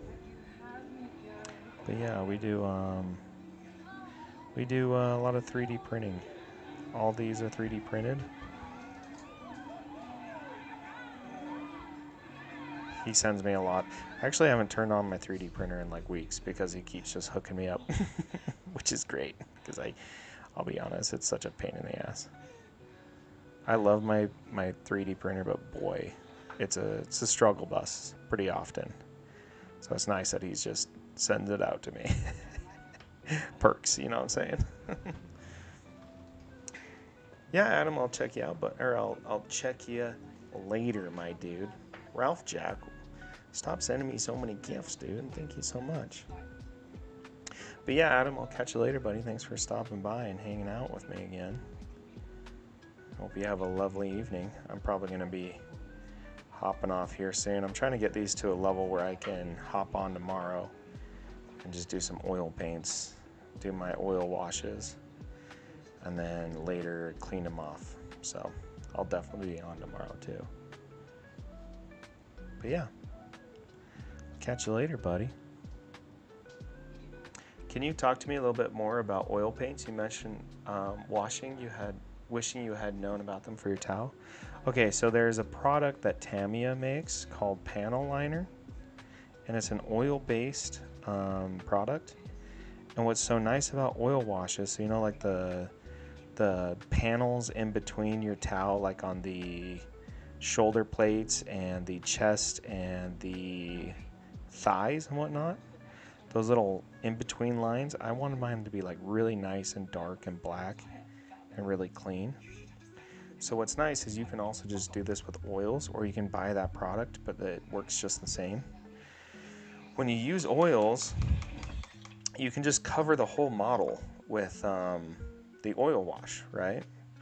And then what's nice is it almost works like a reverse dry brush, and you let the oils dry, and then you go in with some mineral spirits or white spirit or oil paint lacquer or whatever.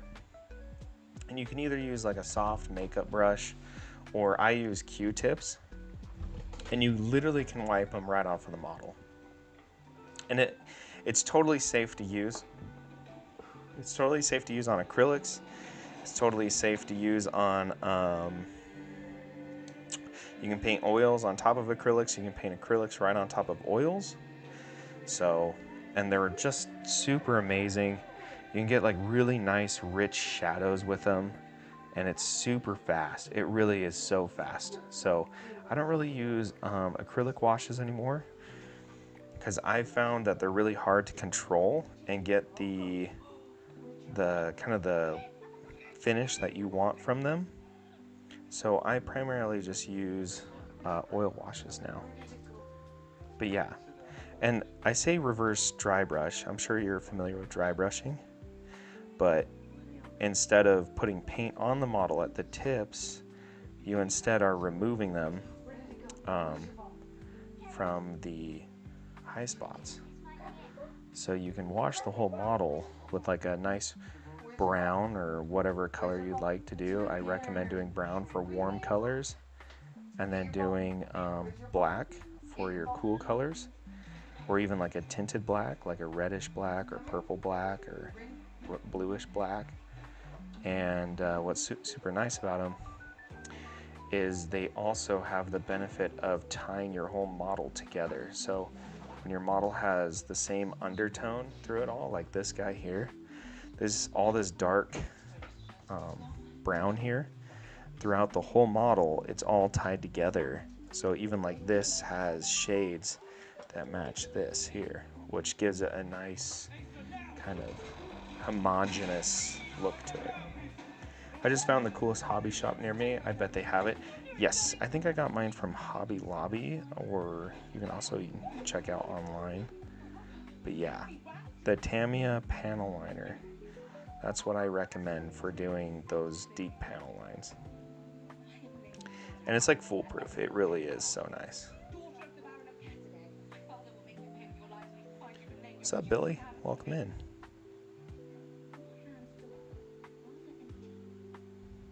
But yeah, I highly recommend it, and it's super easy. I messed up so many of those models. Like all of my Crisis teams, I repainted the legs particularly like 10 times trying to get nice clean panel lines. So this is from one towel player to another. I promise you, after you use them, you'll be like, oh my gosh. It'll save you so much time, brother, I promise. It's good stuff. And if you can't get your hands on the Tamiya stuff, you can also just do it yourself with just get a black oil, like Winsor Newton tube, and then thin it down heavily with white spirit, and you can get the same effect too. So, yeah.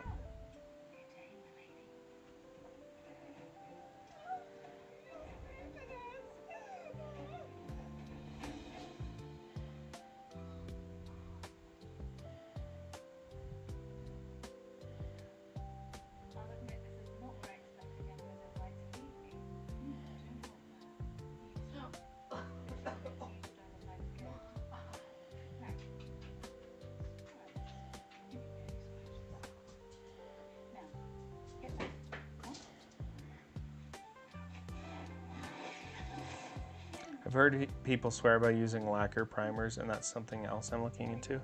Yeah, a lot of people like enamel primers and lacquer primers. So my problem isn't actually the paint coming off of the model. My problem is the paint coming off of the primer has been generally my issue. So I've never, like I use Vallejo's primer paint, and it does a good job.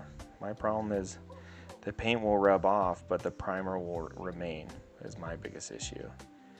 And priming isn't as big of a deal as some people make it out to be. The reason being is priming used to be really important because everyone was painting these like pewter metal models, and if you didn't prime it really good, then the paint will just flake off after a while. But really, I use primer just to do my base shadowing and stuff. And it just helps me paint a little bit quicker. But if it wasn't for that, I probably wouldn't even prime, you know.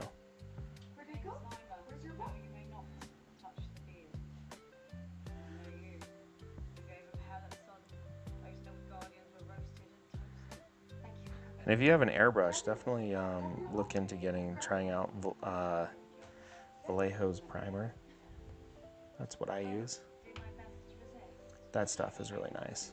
So, yeah, a lot of the priming, like you have to prime your models, all that stuff is kind of grandfathered from You did not put the Queen of Elves in your teeth. from metal models back in the day when everything was the pewter. So, is it necessary? I've never not primed a model, but the enamel-based primers and whatnot, they're great. The problem is it's not. My paint comes off from the different layers because I paint really thin layers.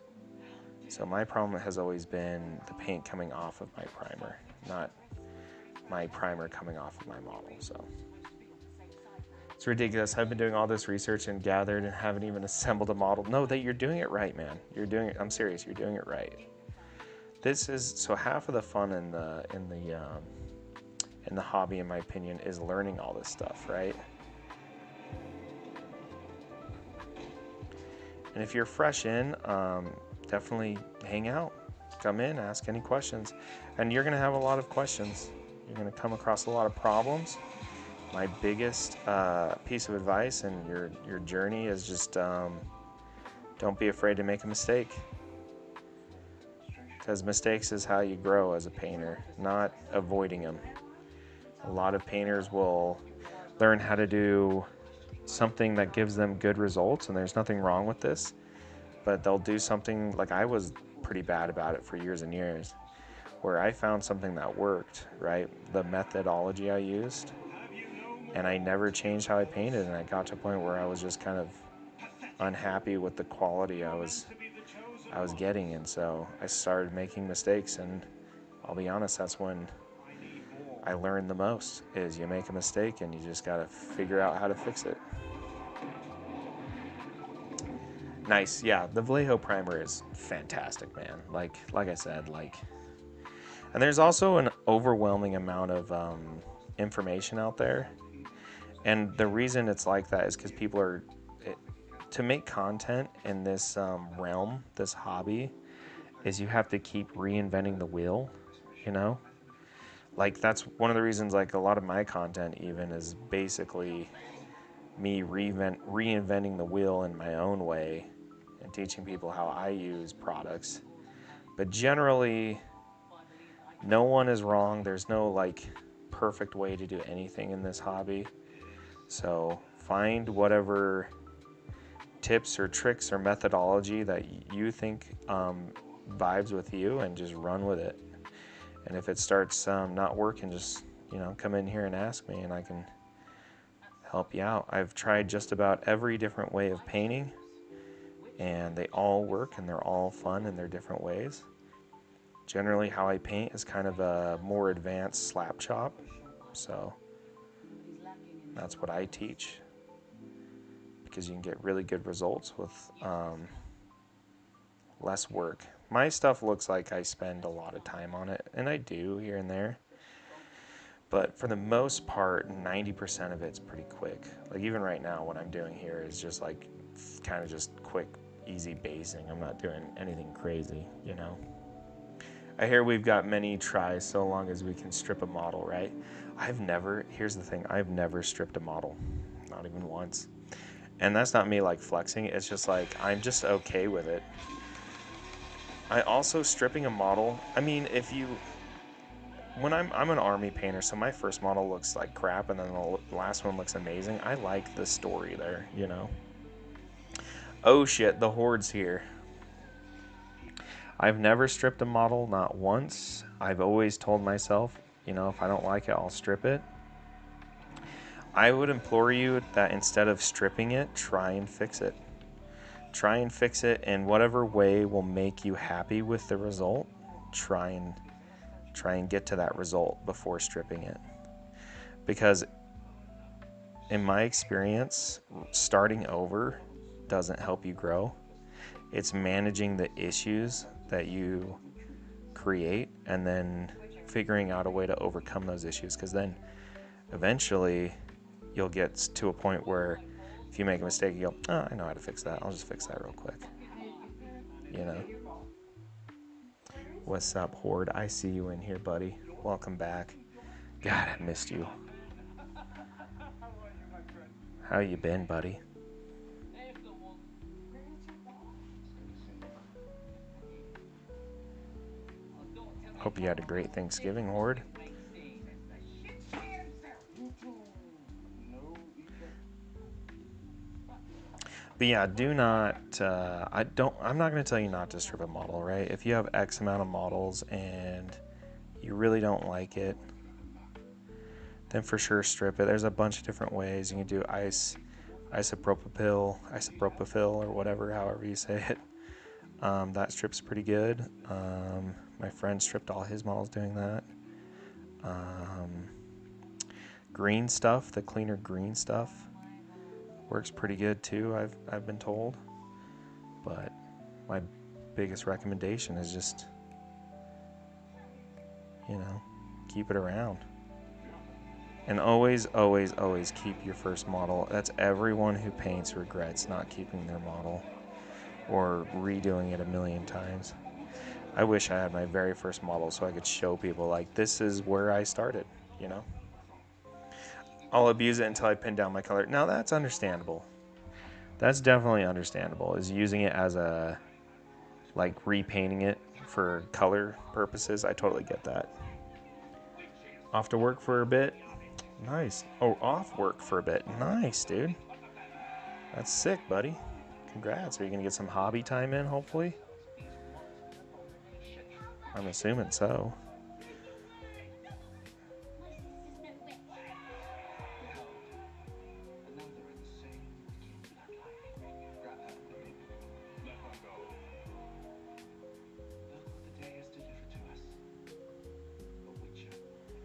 I'm really liking this, like, warmish, concrete kind of color going on right now. So what color scheme are you thinking about going? If I was to do my towel again, I would do, I did a baby blue, pink, and like a cream color. There's a very notorious flag out there that looks just like it, and it was unintentional, but I guess I show my support. Why not? So, how long are you off work? Stop laughing over there, little butthole.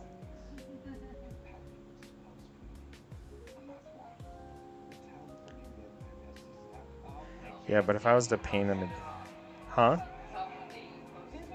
Oh, well, that also helps, doesn't it? What paint are you thinking about going? What color scheme are you going? Are you familiar with color theory? I can help you out with some color theory if you're interested. Like some traditional color theory. I generally like painting with split complementary is what I paint generally.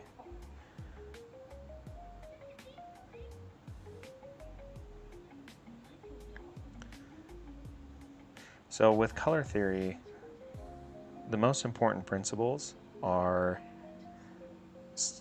saturation, value, and contrast. Those are the big hitters, right? So the idea behind color theory, generally with model painting specifically, is trying to maximize your contrast without losing the saturation of your models. And to, like, the best way to kind of understand what I'm saying is open up your phone and go to a photo and mess around with, like, the saturation, contrast, and the hue and value, and you'll see what I'm talking about. So the biggest trick to making your models really pop, like really, really stand out, and this is what the really good painters do, not me, I'm working on it still, we're getting there. But the really good painters know how to maximize their contrast without just adding white and black to all of their colors. So, for instance, these four colors here, you can see the variation in the saturation, right? So if you were to call this the mid-tone, this is your highlight. This is your shadow. So shadow, base, mid-tone, highlight. Sorry, this is the mid-tone here. But the idea here is you're changing the value, the saturation of the color, but without adding white is the really important thing. So when it comes to color theory, picking your color, your very first color, you want it to be nice, deep, and rich, and fully saturated. And I mean like your blue, your greens, your, you know, your base flesh tone should look like, honestly, like an apple color, right? And then your highlight and your mid-tone will be more peach color. So when it comes to color theory, that's like the number one when you're playing with color theory is, and a lot of it has to do with lighting as well. It kind of ties in.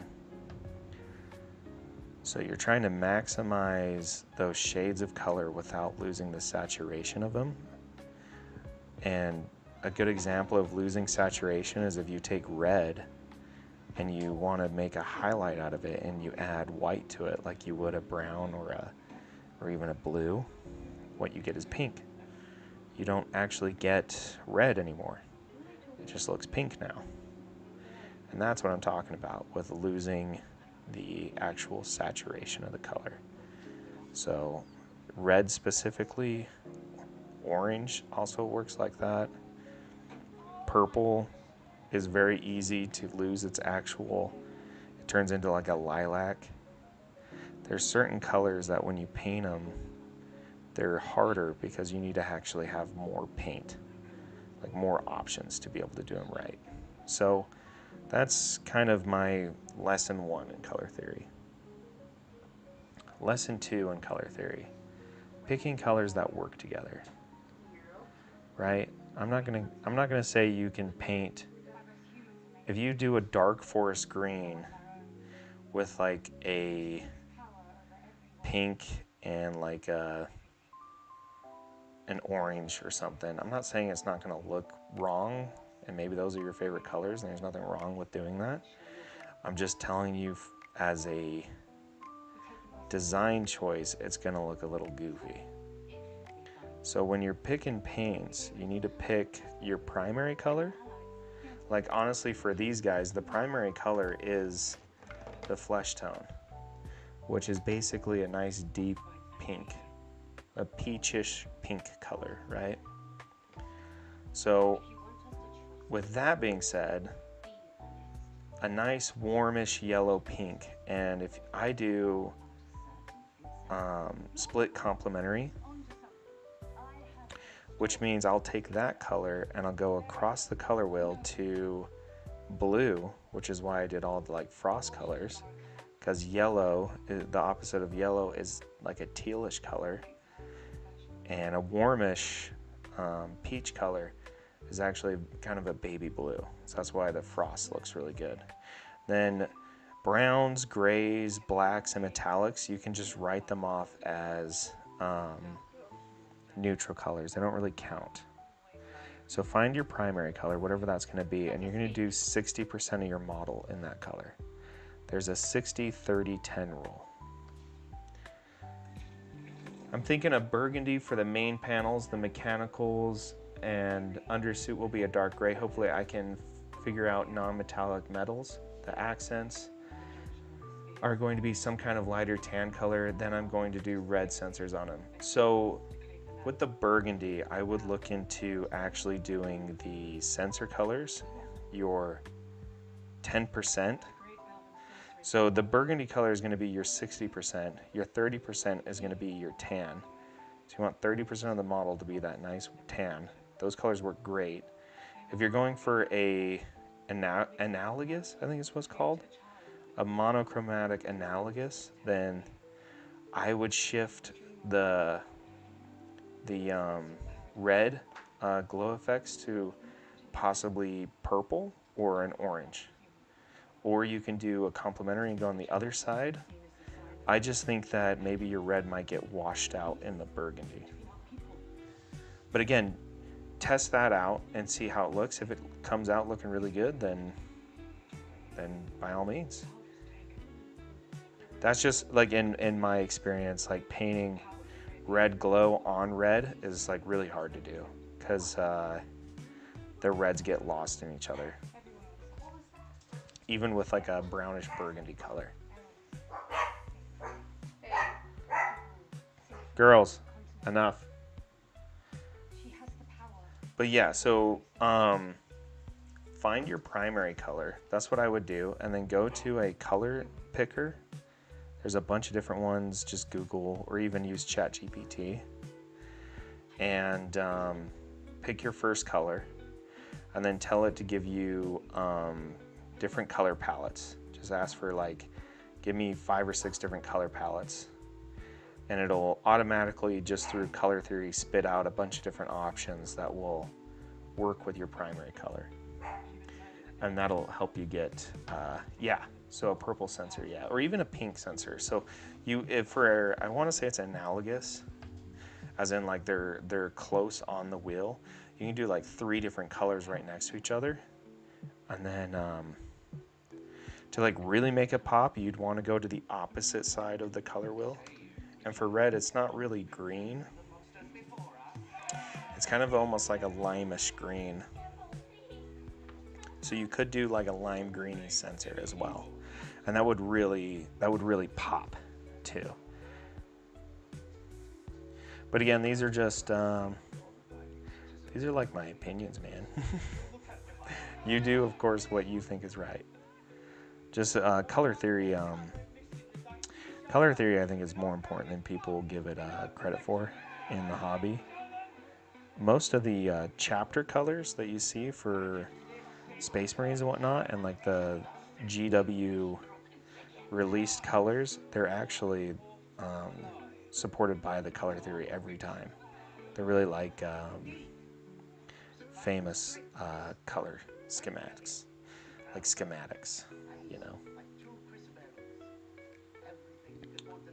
Horde, how much time do you have off, buddy? That's the cat. It's right there, licking its own ass. Impossible.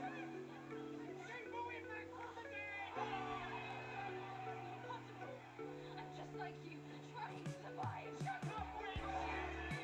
Half of a million! You and your sister are sentenced to burn at the stake for witchcraft. 60% burgundy, 30% tan, and 10%. Yep, that's what I would aim for. And just think of your like grays and metallics as neutral colors, unless you do gold. So if you do gold as a color, it turns into gold's the only one that is actually its own accent color. But yeah, I think that would look really good, personally. What's up, chick? Welcome in.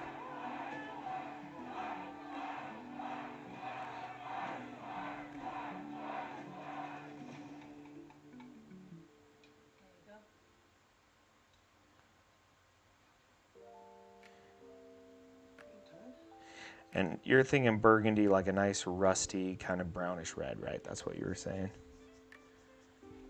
Or what I'm kind of picturing is a nice rusty red. Like a terracotta burgundy is kind of what I'm picturing.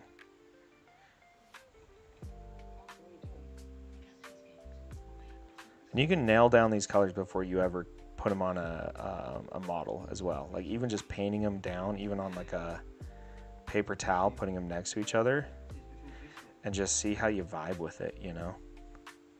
And that way you don't have to strip models or do any nonsense like that. You can just get right to work. Rusty red, yeah.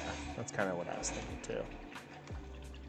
Vallejo recommendations. I would get the brown BSL set. Comes in a 4-pack. So it comes with something like, I think it's these 4 colors.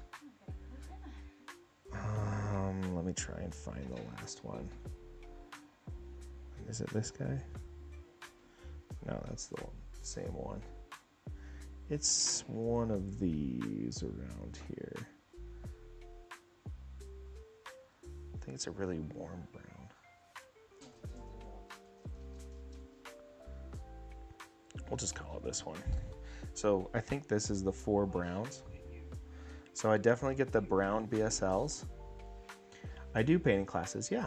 Our first one is going to be in February. The class is going to be free. You'll just have to purchase the model, and there'll be a list of materials.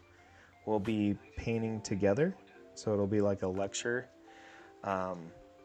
We'll paint it all together, and there'll be Q&A the whole time. This is going to be the first one. But yeah, I do painting classes. So if you're interested, check out the link in my bio, and you're going to look for the one that starts with a P. For sure, dude. So I would look at the brown BSL, and I would look at the red BSL. But honestly, I think the color you're kind of shooting for is I would do Gorgon Brown, and then I would do Succubus Skin for my highlights. That's kind of what I think you're going for. And this is actually, this looks darker than it actually is. But yeah, GTC, I would love to have you in there. And it's going to be a subscription-based thing, so we're going to paint a model. I don't know if it's going to be, I think for now it'll be like once a month, but we're going to start it in February is what I'm thinking. So, and of course, if you want to do one-on-one tutoring, we can also do that. And the painting class, in the painting class, we're going to do a paint competition at the end.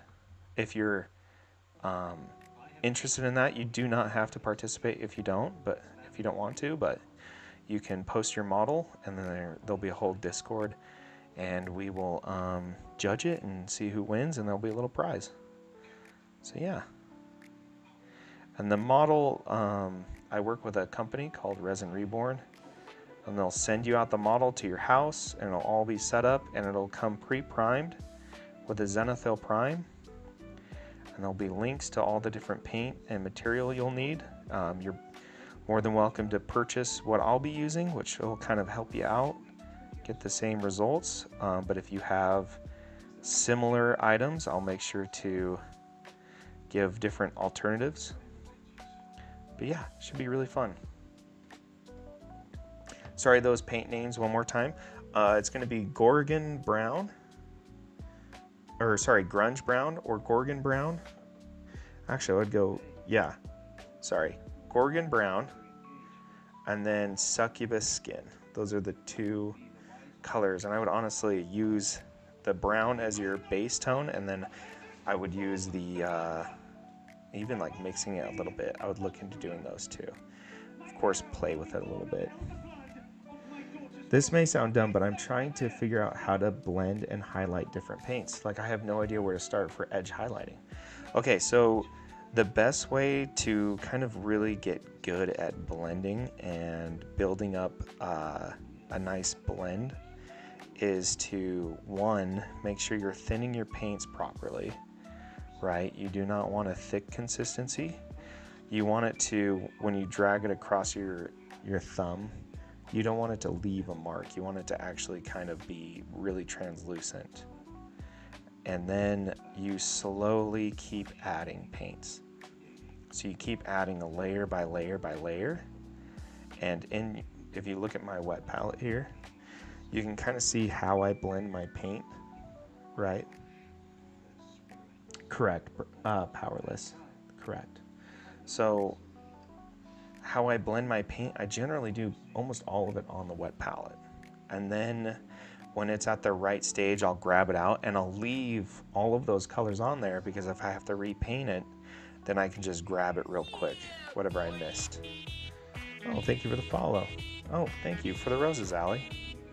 I appreciate that, little sis.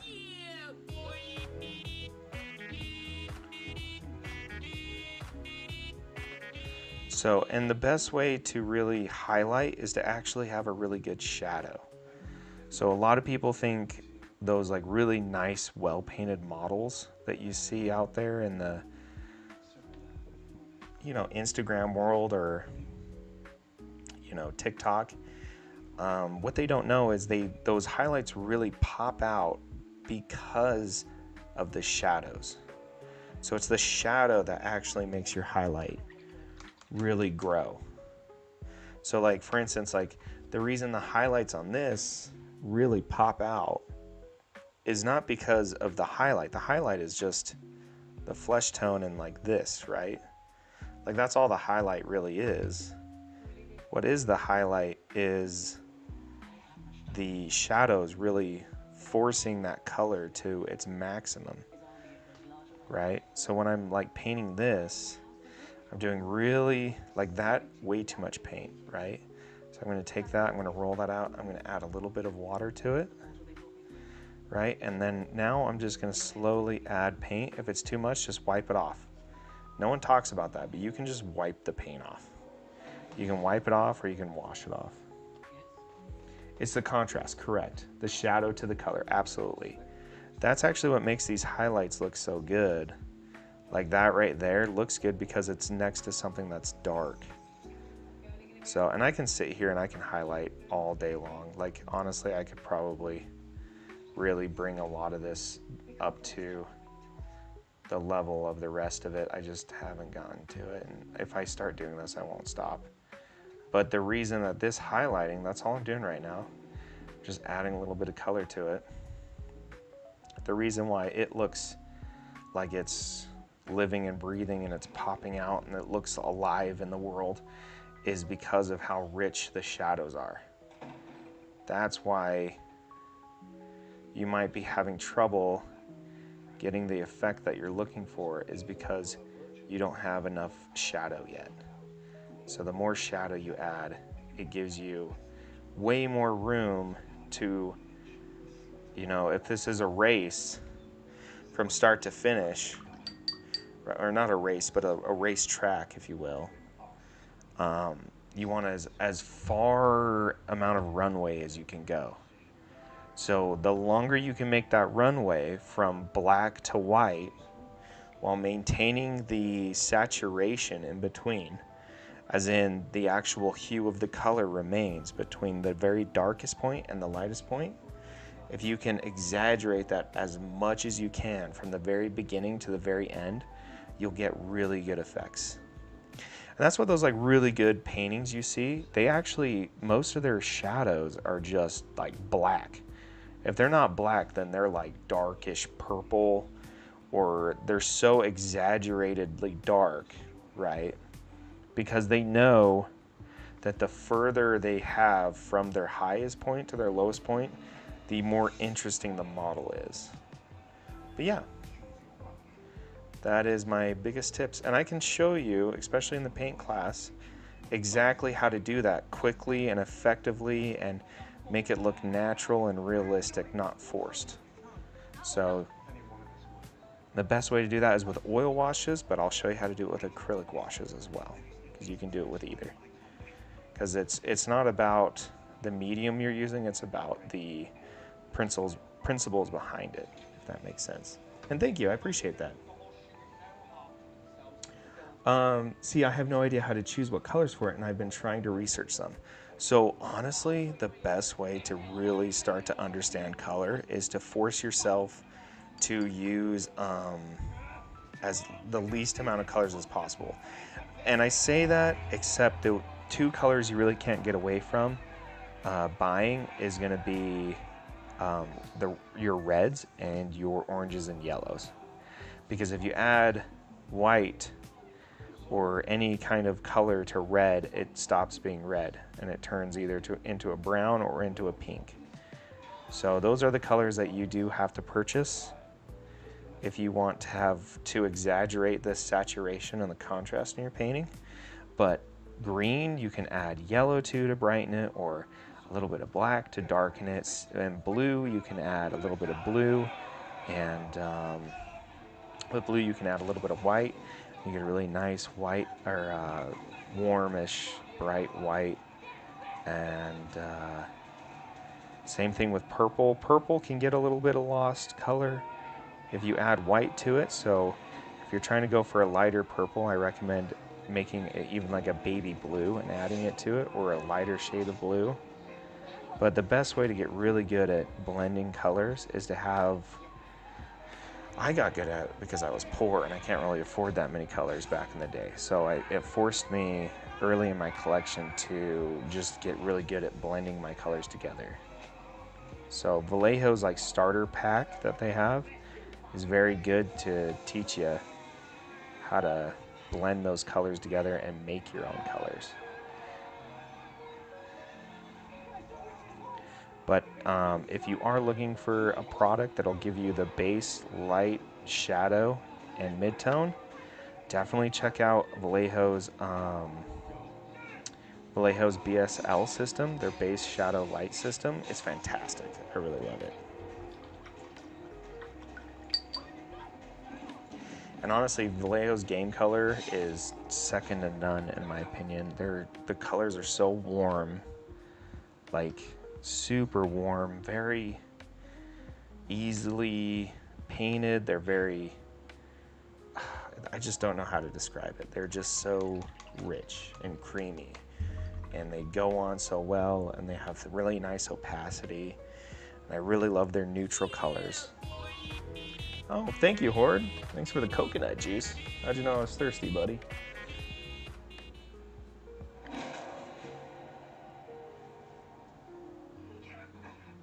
But yeah, that's my biggest tips for getting really nice, effective highlights. It's actually to start, like, think about it backwards. Like, how can I make this as dark as possible while still maintaining it reading the original color? That's the thinking you need to kind of move into, instead of thinking like, how can I get this to the brightest it needs to be? Because that's easy to do. It's easy to highlight. It's hard to get nice, rich shadows, in my opinion. Creamy. Horde, what would I do without you, buddy?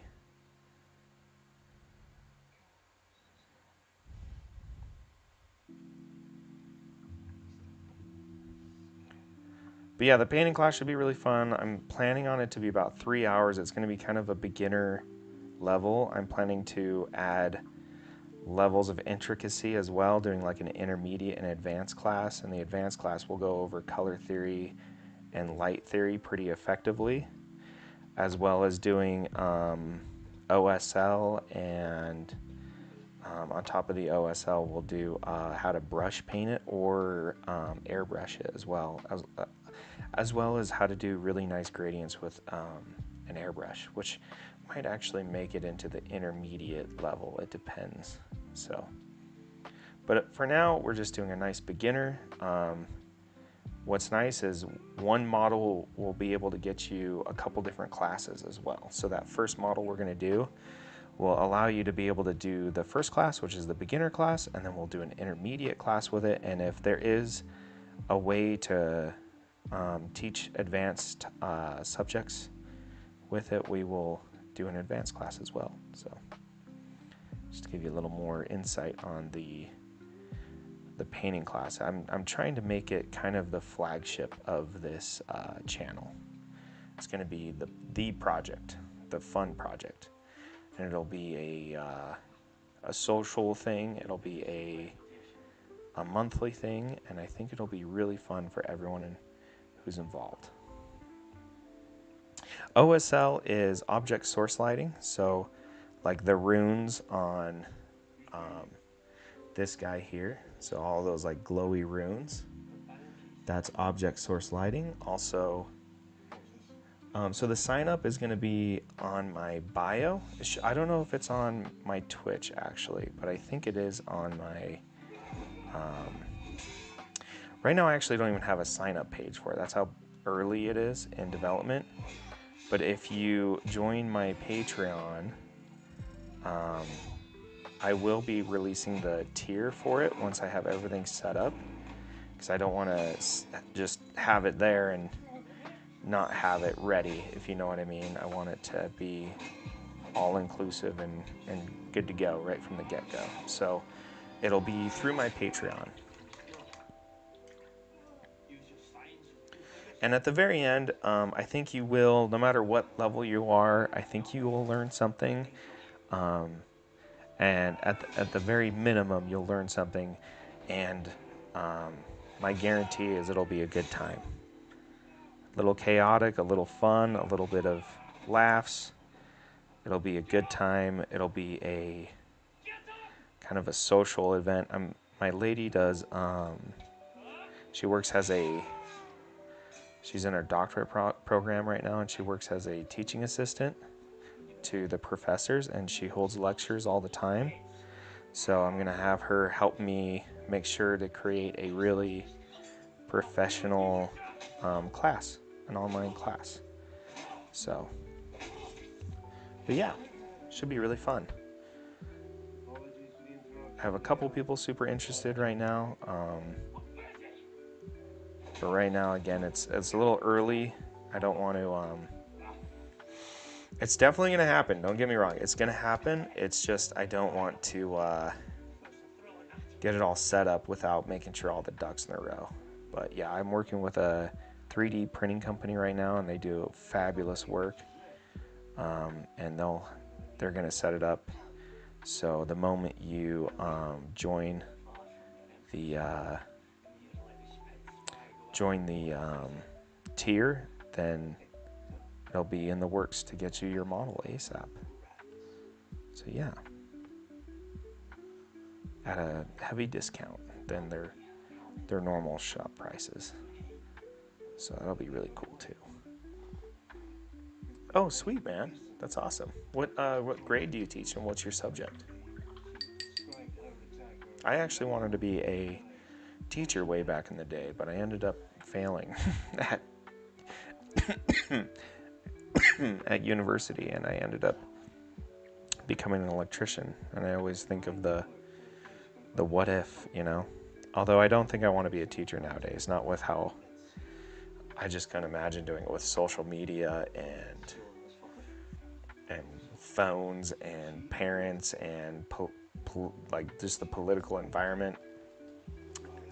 Social studies, U.S. history, and world history to 10th and 11th grade. Yeah, I think I hit the nail on the head, didn't I, bud? I really, you are a trooper. I couldn't do what you do, buddy. And I'm not saying I'm happy I didn't go that route, because like I said, there's always the what if. You know, I think it would have been really fun, hopefully rewarding. But yeah, I don't know. I just don't think how we grew up is very different than I think how kids are growing up nowadays. And that makes me sound old, but you know what I'm saying. Like when I was growing up, you could have a flip phone, right? That was it. And even then, that was super disruptive. And if you wanted to listen to music, you had to hide a headphone up your sleeve and pretend to be laying on your desk, you know? Like that's where we were at, you know? Now my understanding is the kids just whip their phones right out and just play on their phones in the middle of class. It's a shame. A little too much, lol. I started painting because it's super cathartic and relaxing, lets me detach. You know, I tell that to people all the time. Like, there's a lot of different hobbies you can do, but like hands down, regardless of your skill level, just mini painting alone is just so calming and rewarding and just relax. It's just such a relaxed vibe, you know? It's one of my safe spaces, my little happy spots, you know? I don't like using the term safe space, but you know what I'm saying. This is my little hideaway. It's my little corner of this room with my light, my camera, my microphone, with some good tunes and good people, you know? I've never been artistic, but definitely love painting. That's the thing. I forced all my friends to get into Warhammer with me, and a lot of them were like, dude, I hated art class, and I'm not an artist, and I hate painting, or not painting, but I'm just not artistic, man. I don't think I could do it. And I did a painting session with them. I did kind of an informal class. This was years ago. And they all made some of the most impressive art I've ever seen in this hobby. Like seriously, they really, really went out and above and beyond, you know? And I feel like it's the models really lend yourself, it really lends, like the idea is we don't actually paint the models, we paint the surfaces of the models. We paint the edges of the model. We don't actually paint the model, if that makes sense.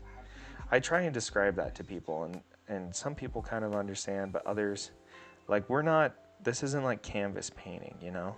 Like, we're legitimately I'm just painting edges, dude, you know? 1000% when my headphones go on and I pick up the brush, I'm in the zone. Yeah, dude, all your worries just kind of disappear for a couple hours, you know? Like, even now, my vibe for my channel has always been just kind of Bob Ross mini paints, you know? Like, that's the goal. I just want this to be a relaxing experience.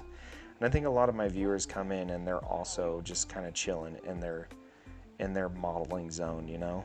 And I don't want to disrupt that, because I definitely understand what that's all about. I think my girlfriend can even tell when I haven't modeled in a while, because it is a very meditative process, like in a really good way. Like, it centers the soul. And I think being creative is such an important facet in life that none of us were taught to, like, I mean, of course we take art classes and stuff in school that are mandatory, but no one really talks about the importance of just creating. And whether that's models or baking or painting or building or whatever it is, it's really important that you do something that's creative. Yeah, man, like, that's my big thing with my channel, is I'm always trying to just be a nice, calm, relaxed, chill zone, you know? Because I know that the world's a chaotic place, and if you can come in here, throw on my live stream and just kind of enjoy my inane talking in the background to a certain extent, you know, and get some modeling done, dude, like, get a little painting done, just disconnect from the world for a minute. That's why I don't talk about politics or anything any nonsensical thing on my channel. This just isn't the place for it, you know? This is a place of relaxation and getaway. Regardless of who you are. If you come in here and you like painting models, you're one of us. No use keeping up appearances. I've got everything I need.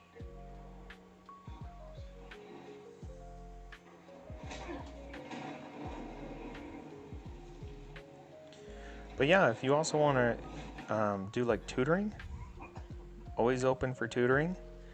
I don't really have a cost yet that I can tell you off the top of my head, because I don't really know. I don't know what I'm worth. I think it'll be super cheap, but if you want to tip me, that'll be the cost.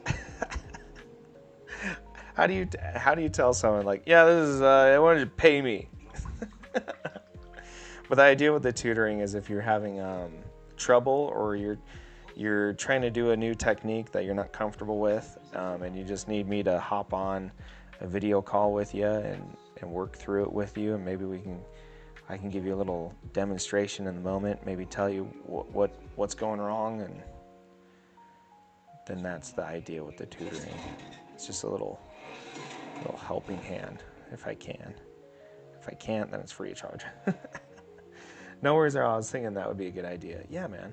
So, how long have you been painting for? Are you new, semi-new, or are you just trying to take it to the whole nother level? How I paint is very specific to me, too. It's my style that I do, which I think is an easily relatable style. I think I taught my girl how to do it, and she painted one of my poxwalkers a couple years back, and I legitimately can't find it because I don't know which one it was that she painted, because it looks just like mine. Honestly, probably better. About a year. It's been night and day from where I started, but I'm not trying to get but if I'm not trying to get better, I get bored. Oh, dude, tell me about it. I painted the same way I've been doing this for about 8 years now, and I was painting the same way for like probably it had to have been 5 or 6 years. I painted the exact same way, and I don't get me wrong, I did enjoy my results, but I was seeing all these like crazily painted models, and I was telling myself I can't do that. And then one day I was like, you know what? I think I can do that. I think I can do that. And if I can't do it, then at least I can say I know for a fact I can't do it. And I ended up not exactly hitting the mark, but it got me in a zone where I felt like if I kept working at it and improving on the things that I learned, then I definitely someday soon will be up there with the greats. But yeah, if you're not challenging yourself, and this is with like just in life in general, I feel like a lot of depression stems from not changing, like not improving, not learning, or, you know, it's your mind's way of telling you you need to do something in your life that you aren't doing. I'm not saying you should ever be depressed from model painting. That's what I'm talking about. I'm just talking about there's an urge inside us to always improve. When you ignore that, then mentally things can go sideways. But again, that's just like my opinion, man. All these are just my stupid, dumb opinions on my worldview. That's just what I found helped me the most with my mental health, is if generally it rears its ugly head when I'm ignoring something that I know better about, you know?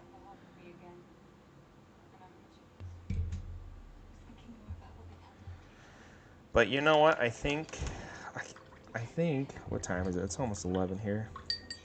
I would say unfulfilled feeling rather than depressed, but that makes sense for sure. Yeah, I'm not talking about with hobbying.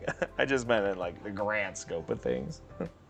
Like if you're not improving your life in general, you always should be reaching for the stars. Because there's nothing wrong with missing, right? There's nothing wrong with falling. It's the never trying to jump up and hit it. That's the real problem, you know? And also not feeling like a cog in the wheel. Sometimes it's easy to just feel like, you know, wake up, work, sleep, wake up, work, sleep, wake up, work, sleep, you know?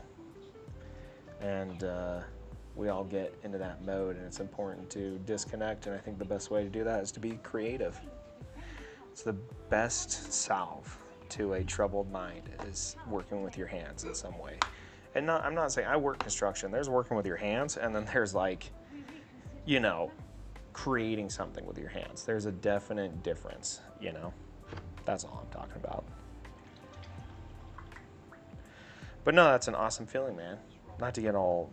It's late in the night. I've had a couple, if you know what I mean, and I'm getting all sentimental over nothing, you know? Well, that's awesome, dude. And welcome to the party. Welcome to the party, dude. And just let me know. Shoot me a message. Shoot me a DM. Check out my bio for my other stuff on my YouTube. It should have all my past streams as well. Some of my longer format videos, some of my shorter ones. If you want to support me just by giving me a like, I'm cool with that. If you want to support me in other ways, that's awesome too. If you just want to watch for free, you're also more than welcome to do that too. But yeah, we're going to probably call the stream a quit for tonight. But I will be on tomorrow. Tomorrow we are going to do my pre-wash highlights on all of these guys here to give you a little showdown of what we've accomplished so far. This is what I would call the blocked in stage, where I have blocked in all of my major color groups, which takes the absolute longest, and I hate doing it, and it's the most boring part. But blocking in the colors are very important because this is the basis. So once you do this step and you get this all step done and all the colors blocked in, then you can really start having fun and playing around, start doing washes, start doing highlights, going back and forth and really making them come alive. So that's what I'll be doing tomorrow. Should be really exciting. Going to do a lot of dry brushing, a lot of edge highlighting. Making the skin really pop, doing the oil washes as well, and then hopefully by the end of the night have them glued together and possibly start the basing. So we're going to try and get all these guys based by tomorrow, hopefully. So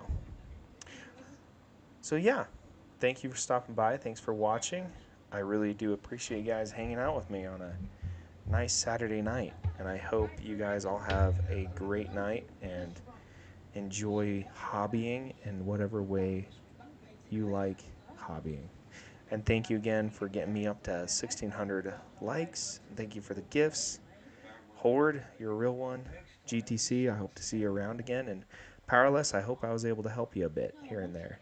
And Ralph Jack, thank you so much for the roses. So, anyways, I'm going to go relax. So I will catch you guys later. Love you, bye. Love you, bye. Love you, bye. Love you, bye. Love you, bye.